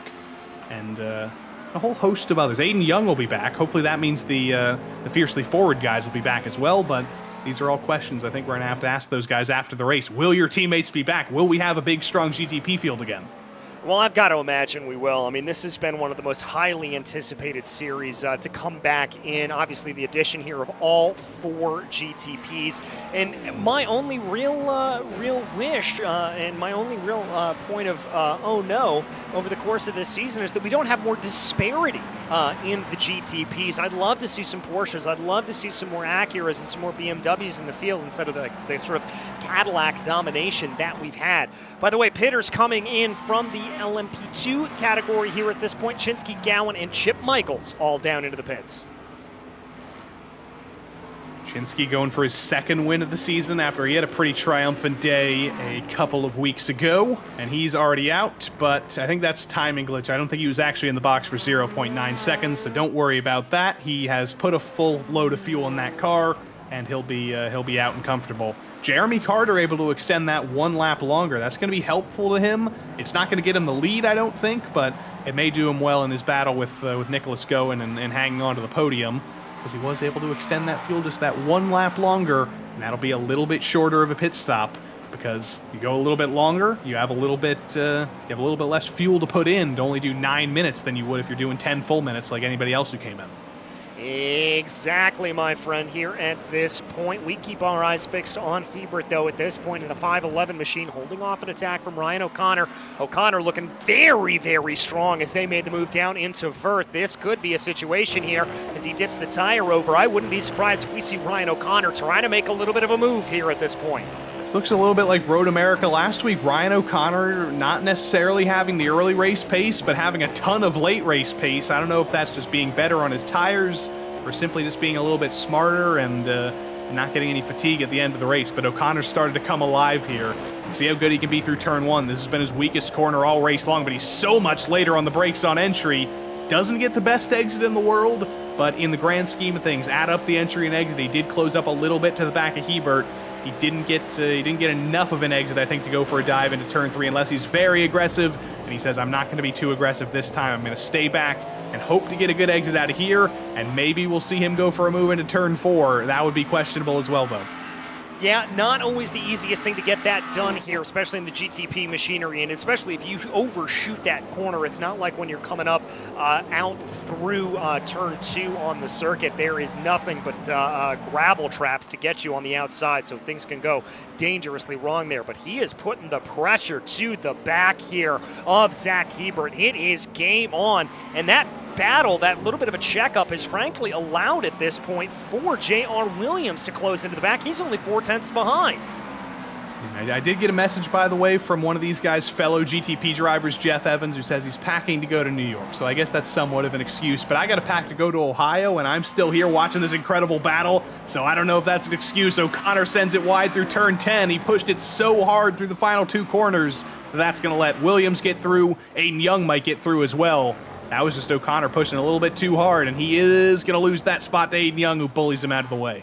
Yeah, loses 2 spots in the position in the lap of so many corners there at this point. He is just going to have to try to hold on to it here as they go. Maybe regain himself a little bit. Again, do a little bit of that back and forth when it comes to that power cycling and the energy recovery in this system. J.R. Williams looks like he's been shot out of a cannon here at this point. He is go, go, go. He's starting to close in on the back of Hebert now. What a way to end the season that would be for JR to get his first podium of the year. That would make this very worthwhile, I think, for him. It was a part-time season. He missed 4 races due to work commitments and life and all sorts of other things, so he was never really in the fight for the championship. But he's been fast, he's been consistent, and this would be a great way to end the season if he can get by Hebert, if he can maybe force him into a mistake like Ryan O'Connor made. Yeah, exactly. Let's see if he is able to do that here at this point. Let's see if he can get anything to play here, though. Williams bringing the car around right now. 6.5 minutes left on the clock. Does he have enough to push? Does he have enough of those tires? Does he have enough of everything stored up in the tank of that BMW to be able to make the charge? Through turn 1, Hebert not great on the exit. He clips the curb and almost gets it into the wall. That's an incredible save from Zach Hebert to not totally destroy that Cadillac. But that's going to be J.R. Williams up into third for free. All right, there he goes. He is in position here at this point. Let's take a look at that replay there as we have it side by side. And now it looks like Hebert trying to hold off a little bit from the back as Aiden Young trying to take an attack. Excuse me, that's not a replay. That is a live look at what he is seeing. Yeah, unfortunately, we can't see his face reaction, really, to that big, scary moment because he's in VR. It's kind of blocking the majority of his face, but I imagine that was very scary. It's not often you survive the overcorrection off the curb at the Red Bull Ring. That is a very rare opportunity, and Zach Hebert should consider that a Thanksgiving miracle. Yeah, he certainly should. Normally, if you find yourself in trouble there with the outside curbing, you find yourself in a lot of trouble. And the fact that Hebert was only able to lose 1 position as a result of that, going to be absolutely mega. Well, that does move J.R. Williams up into 3rd place here at this point, albeit 4 seconds back from Dave Menino in P2. And this would be pretty big here, I've got to imagine, for J.R. Williams. Going to be very interested to talk to him if he can hold out 2 podium positions here at this point. This has been a pretty good day for SRT in GTP. 2nd for Dave Menino, 3rd for J.R. Williams. I'm pretty sure they're on the same SRT team. I'm pretty sure they're both SRTE black drivers. Menino is, Williams is, so yes, that'll be a good little haul of points for them to hold on to 2nd in the team's championship at least. I don't think it's going to be enough to take the championship because Pat Pelshaw is still out there scoring maximum points for Precision Racing Esports, but all things considered, great stuff from them. And I can also say that SRT Esports in LMP2, they're pretty easily going to win the team's championship because they have the lead driver right now in Joshua Chinsky, who's going to score them the maximum points, basically. Yeah, there's a look at Chinsky on your screen right now. He has about 4.2 seconds ahead of Nick Gowan right now. There is your P2 car. Gowan under a little bit of pressure. That's Jeremy Carter right behind him, less than a second behind. And he's got to be careful not to lose that because Lehman, Gowan, and Chinsky are the battle for second in the championship behind Jack Hedgecox. It's Lehman in second right now, 1 point ahead of Gowan. So Gowan would jump Lehman in the championship as things run right now. But I got to do some math in my head with Chinsky because he would get likely about 56 points, I think. No, 57 points because he started on pole in this category. So he would get maximum points. If Gowan finishes where he is, I think he would hang on to second. But there's more pressing things right now because Young's finally taking a look to the inside of Hebert. It's not going to work, though. Yeah, and that was precipitated yet again by a bobble by Zach Hebert coming over those exit curbs on the exit of turn 1. Just almost threw it away there at that point yet again. The 511 really starting to struggle. And Joey, I wonder here at this point if his tires are starting to go 42 minutes into this race. Yeah, with all of those slides he's had, all that evidence adds up. Blake Ziti, though, has looped it around out of turn 10. And I was worried that he somehow got lodged in the Armco there, but he seems to be okay. He's not going to lose too much. He's going to rejoin in P7. But that's going to be very unfortunate for him, and I hope that doesn't add to his incident point total, because we haven't talked much about that. Nobody's really come afoul of that. But adding a spin and 2 incident points into the equation, that could hurt, and that Armco hit hurt as well.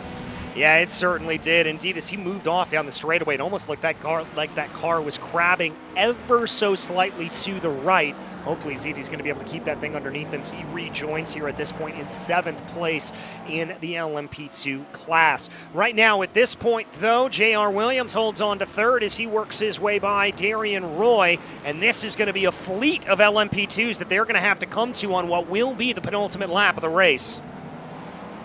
Damn, I can't believe the season's almost over. This race has flown by. The whole season has flown by, and suddenly there's only 2 more laps to appreciate the GTPs in the PRL for the first time. J.R. Williams is really appreciating the return of the LMP2s there as he splits through the middle of Doug Evans and the Precision Racing Esports LMP2 machine. He's going to be clear. Hebert's going to have a little bit more trouble coming down the hill. He likely had to check up a little bit there getting through. But Williams, what a save from J.R. Williams. He's going to hang on to the position as well. That was incredible.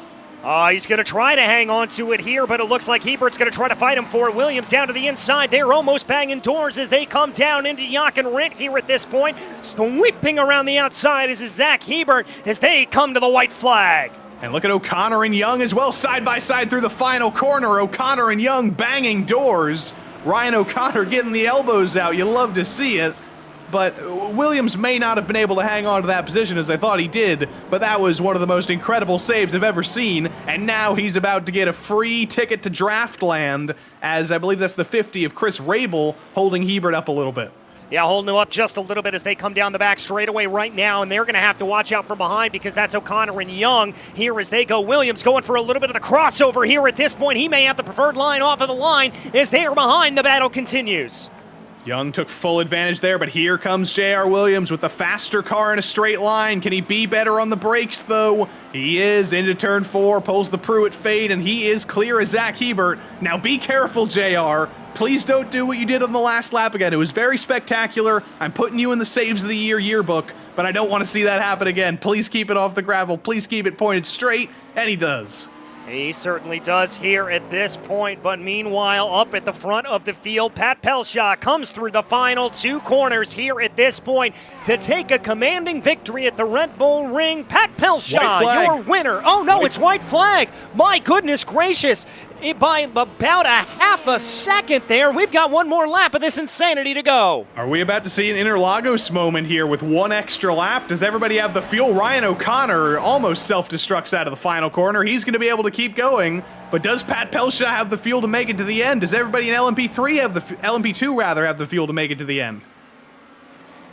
We just heard Nicholas Schwartz has been given a drive-through. He's in 10th position in the LMP2 category here at this point. He has served it up until this point. But, Joey, I think you're right. We may have to be watching for a little bit of fuel save here at this point. And I'll tell you what, J.R. Williams is going to be having to watch out of his rear-view camera here as they fly down the straightaway into Schlossgold. It's game on for the final step on the podium. I haven't seen Pelshaw backing off at all, so I think he's going to be comfortable unless he ends up sputtering to the line. It's going to be a battle for second behind them. JR is going to have one more opportunity to suffer through this corner. Look at Hebert peeking a nose to the inside. That is not a normal place for an overtake, but Williams very slow down the hill. He may be struggling on fuel, and he gets turned by Hebert. Aiden Young's going to take the podium. Oh, and it ends in tears on the final lap of the race. Is up in the front. Pat Pelshaw does take victory here from the Red Bull Ring. It's a great effort from him. We still don't really know what happened to Daniel Harris with the second pit stop, but either way, Pat Pelshaw started the season with a win, ends the season with a win. Great stuff from him. It's not going to be him winning the championship, though, because the guy who we haven't mentioned literally all race, DJ. We didn't say Colin Hopkins' name once. He's just survived, and he's going to get his first championship in the PRL. He is indeed. He'll come home sixth to be able to secure that victory. Meanwhile, back down in the LMP2 category, it is going to be this man, the driver of the number 18, Joshua Chinsky, as Daniel Harris sets the fastest lap of the race at the last time of asking. Lachinsky comes through the final two corners, a commanding drive, a gap here of 3 seconds over Nick Gowan. This was a great performance from the SRTE driver.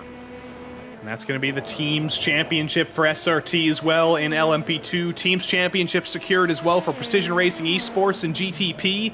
A pair of teams that have been around the PRL for basically its entirety. So it's great to see them getting rewarded. But we do have a replay of Hebert versus Williams through turn 7. Hebert not quite on the apex, and I have to imagine J.R. Williams is going to be irate about that. Yeah, I got to imagine he's not exactly going to be happy about that either. As everyone has officially crossed over the line, we had a pretty chaotic last couple of laps, so let's go ahead and bring you through the final finishing order from the Red Bull Ring.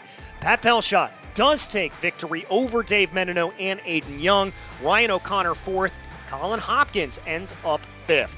Daniel Harris was 6th, followed by J.R. Williams, then Zach Hebert, Bradley Holly, and Nicholas Schwartz 1 lap down. Also a lap down was Nick Silver for Bowie Esports. Moving into the LMP2 category, it was Joshua Chinsky who took victory over Nicholas Gowan and Jeremy Carter, and it was Chip Michaels, Caleb Lemon to round out your top 5. Jack Hedgecox takes the championship from 6th place, the last driver to finish on the lead lap of that category. Then it's Blake Zede, Christopher Bell, Chase Kaufman, and Darian Roy to round out your top 10. Mark Kalin came home in 11th, followed by Doug Evans, Jerome Berthiaume, Ryan Chandler, and Giovanni Perez D'Amico were both DNFs on the day.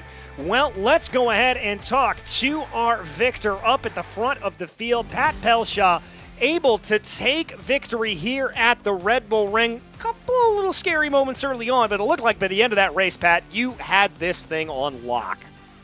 Yeah, at the beginning, I had a couple of scary moments. Gotta say that I did not race. I was on vacation this week, so kind of just went for it, and turns out it was pretty okay. By the end, I think Dave was pushing really hard, and I really had just to focus down and pace him as much as I could.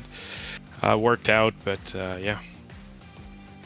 Well, it certainly worked out for you, and I got to say, very impressive that you were able to make it play here on a race like this, as you really did a fantastic job. But I got to ask you, for the rest of the season, let's see if what happens. But we going to see you back next season? We going to see you back in another Cadillac? I don't know if it's gonna be in the caddy, but I'll be back next season. Before we go, I just want to thank first my team, all the guys, the Michael, Boris, Ryan, and all the folks that really help make these setups and work on just all together. It was a great teamwork, and I want to congratulate Colin on the championship. I think he really deserved it, and props to him. Well, we are happy to hear you, Pat. Congratulations once again. We'll see you next season, my friend. Yes, thank you. All right, that was Pat Pelshaw, your victor here today. And now, Joey, I believe you have caught up with Colin Hopkins. Indeed, I have. Colin Hopkins, after your first 10 races in the PRL, you're a champion for the first time. How good does that feel? Oh, it's definitely awesome. I knew I had to truly just finish the race and keep it clean and make sure I didn't get a drive-through or anything from the X's, but it was an absolutely amazing season. Had a blast. A lot of great competition in here. How tough was it to stay within that instant limit today? Because we know it's always tough at the Red Bull Ring. What were you at the end? It wasn't too bad. I was only at 7x. I wasn't pushing too hard, so it wasn't too bad actually than what I thought it was going to be. Good stuff. And now the big question, will you be back next season to defend your championship? Are we going to have all your fiercely forward teammates back as well? I'm still debating. I'll probably be back though. We'll see. I know a lot of the guys are still thinking about it, and I think we might come back as a team to come do it again. Well, Colin, congrats on the Drivers' Championship. Great season, and we'll maybe see you next season, but we'll see you when we see you. Sounds good. Thank you, guys.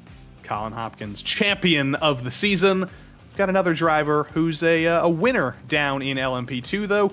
Or not Colin Hopkins, rather. It is our old man, Joshua Chinsky, with DJ Clark with a win on the day. Joshua Chinsky, a commanding drive out there for you. Felt a little bit of pressure at the end, but this is a good result for you and the SRTE team. Yeah, it was an awesome race. I mean, I personally couldn't have asked for better for a season finale. I mean, yeah, the win, spectacular. But the fighting, Jeremy and both Jeremy and Nicholas keeping it close at the end, it was just an awesome race, man. And for SRT to finish it off that way with the team championship, unbelievable. Well, I was going to say, how much mental math were you guys doing at the end of that to be able to do that calculations, make sure you had everything sewn up? So I'm going to be honest, I think I was probably the one freaking out a little bit more in regards to making sure that I had the calculations right than Caleb.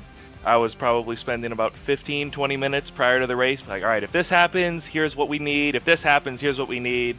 But turned out we didn't really need to do that. But well, you played it well, my friend. You did an absolutely fantastic job. We're going to see you back next season? Oh, absolutely. I love this series. The racing has been absolutely fantastic with the LMP2s. The GTPs have been keeping it clean. I couldn't ask for a better Monday night series. Well, we couldn't ask to call a better one than this, Joshua. Thank you so much, and congratulations on the victory here tonight. Thank you very much, guys. We'll see you next season. All right, we'll see you indeed. That was Joshua Chinsky, your victor here tonight. And Joey, you've caught up with our champion, Jack Hedgecox. Indeed I have. Jax Verstappen himself. You got it done today. Maybe not the most spectacular race in the world, but how good does it feel to finally have that championship locked up? It feels good, especially doing all the hard work earlier this season, because I tell you what, it was rough out there tonight. It did not hook up, and I'm just glad that especially doing all that beforehand, that I could just bring it home no matter what and just get that championship. It feels great, being able to come back and get a championship like that. It's really cool. And we do know you'll be back next season. I saw your name on the sign-up sheet. How much confidence does this give you for Season 1 of 2024? Pretty excited. I'll definitely, be looking to run it back and get that championship, put in more work to on the practice end, and some races I didn't do too much, and so if I put in a little bit more, I expect the competition to get better, especially with Jensen. He had a good run at the end of the season, and I believe others actually, some of the races were really close, so definitely got work cut out for me, and I'm looking forward to next season. These great guys. 50% win record this season. 5 out of 10 wins and a championship. Congratulations, Jack, and we'll see you next season. Thank you, broadcast. Amazing. Jack Hedgecox was amazing as well. So congratulations to every champion, him, Colin Hopkins, and Alexis Moisan, Sean Campbell, and that's just the champions. That's not even all the winners tonight. It's been absolutely crazy, DJ. It certainly has. It has been a great night of racing, and more importantly, it has been a great season of racing here, Joey.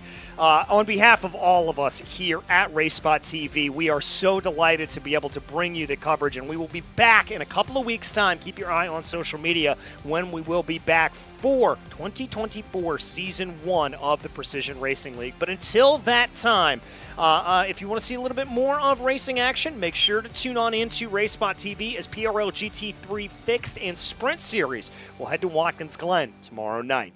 But in the meantime, on behalf of myself, DJ Clark, as well as Joey Tebbin and Dustin Allis behind the scenes in the booth, it's been an absolute pleasure to bring you the racing action here today. And until we see you on the track, thanks for watching.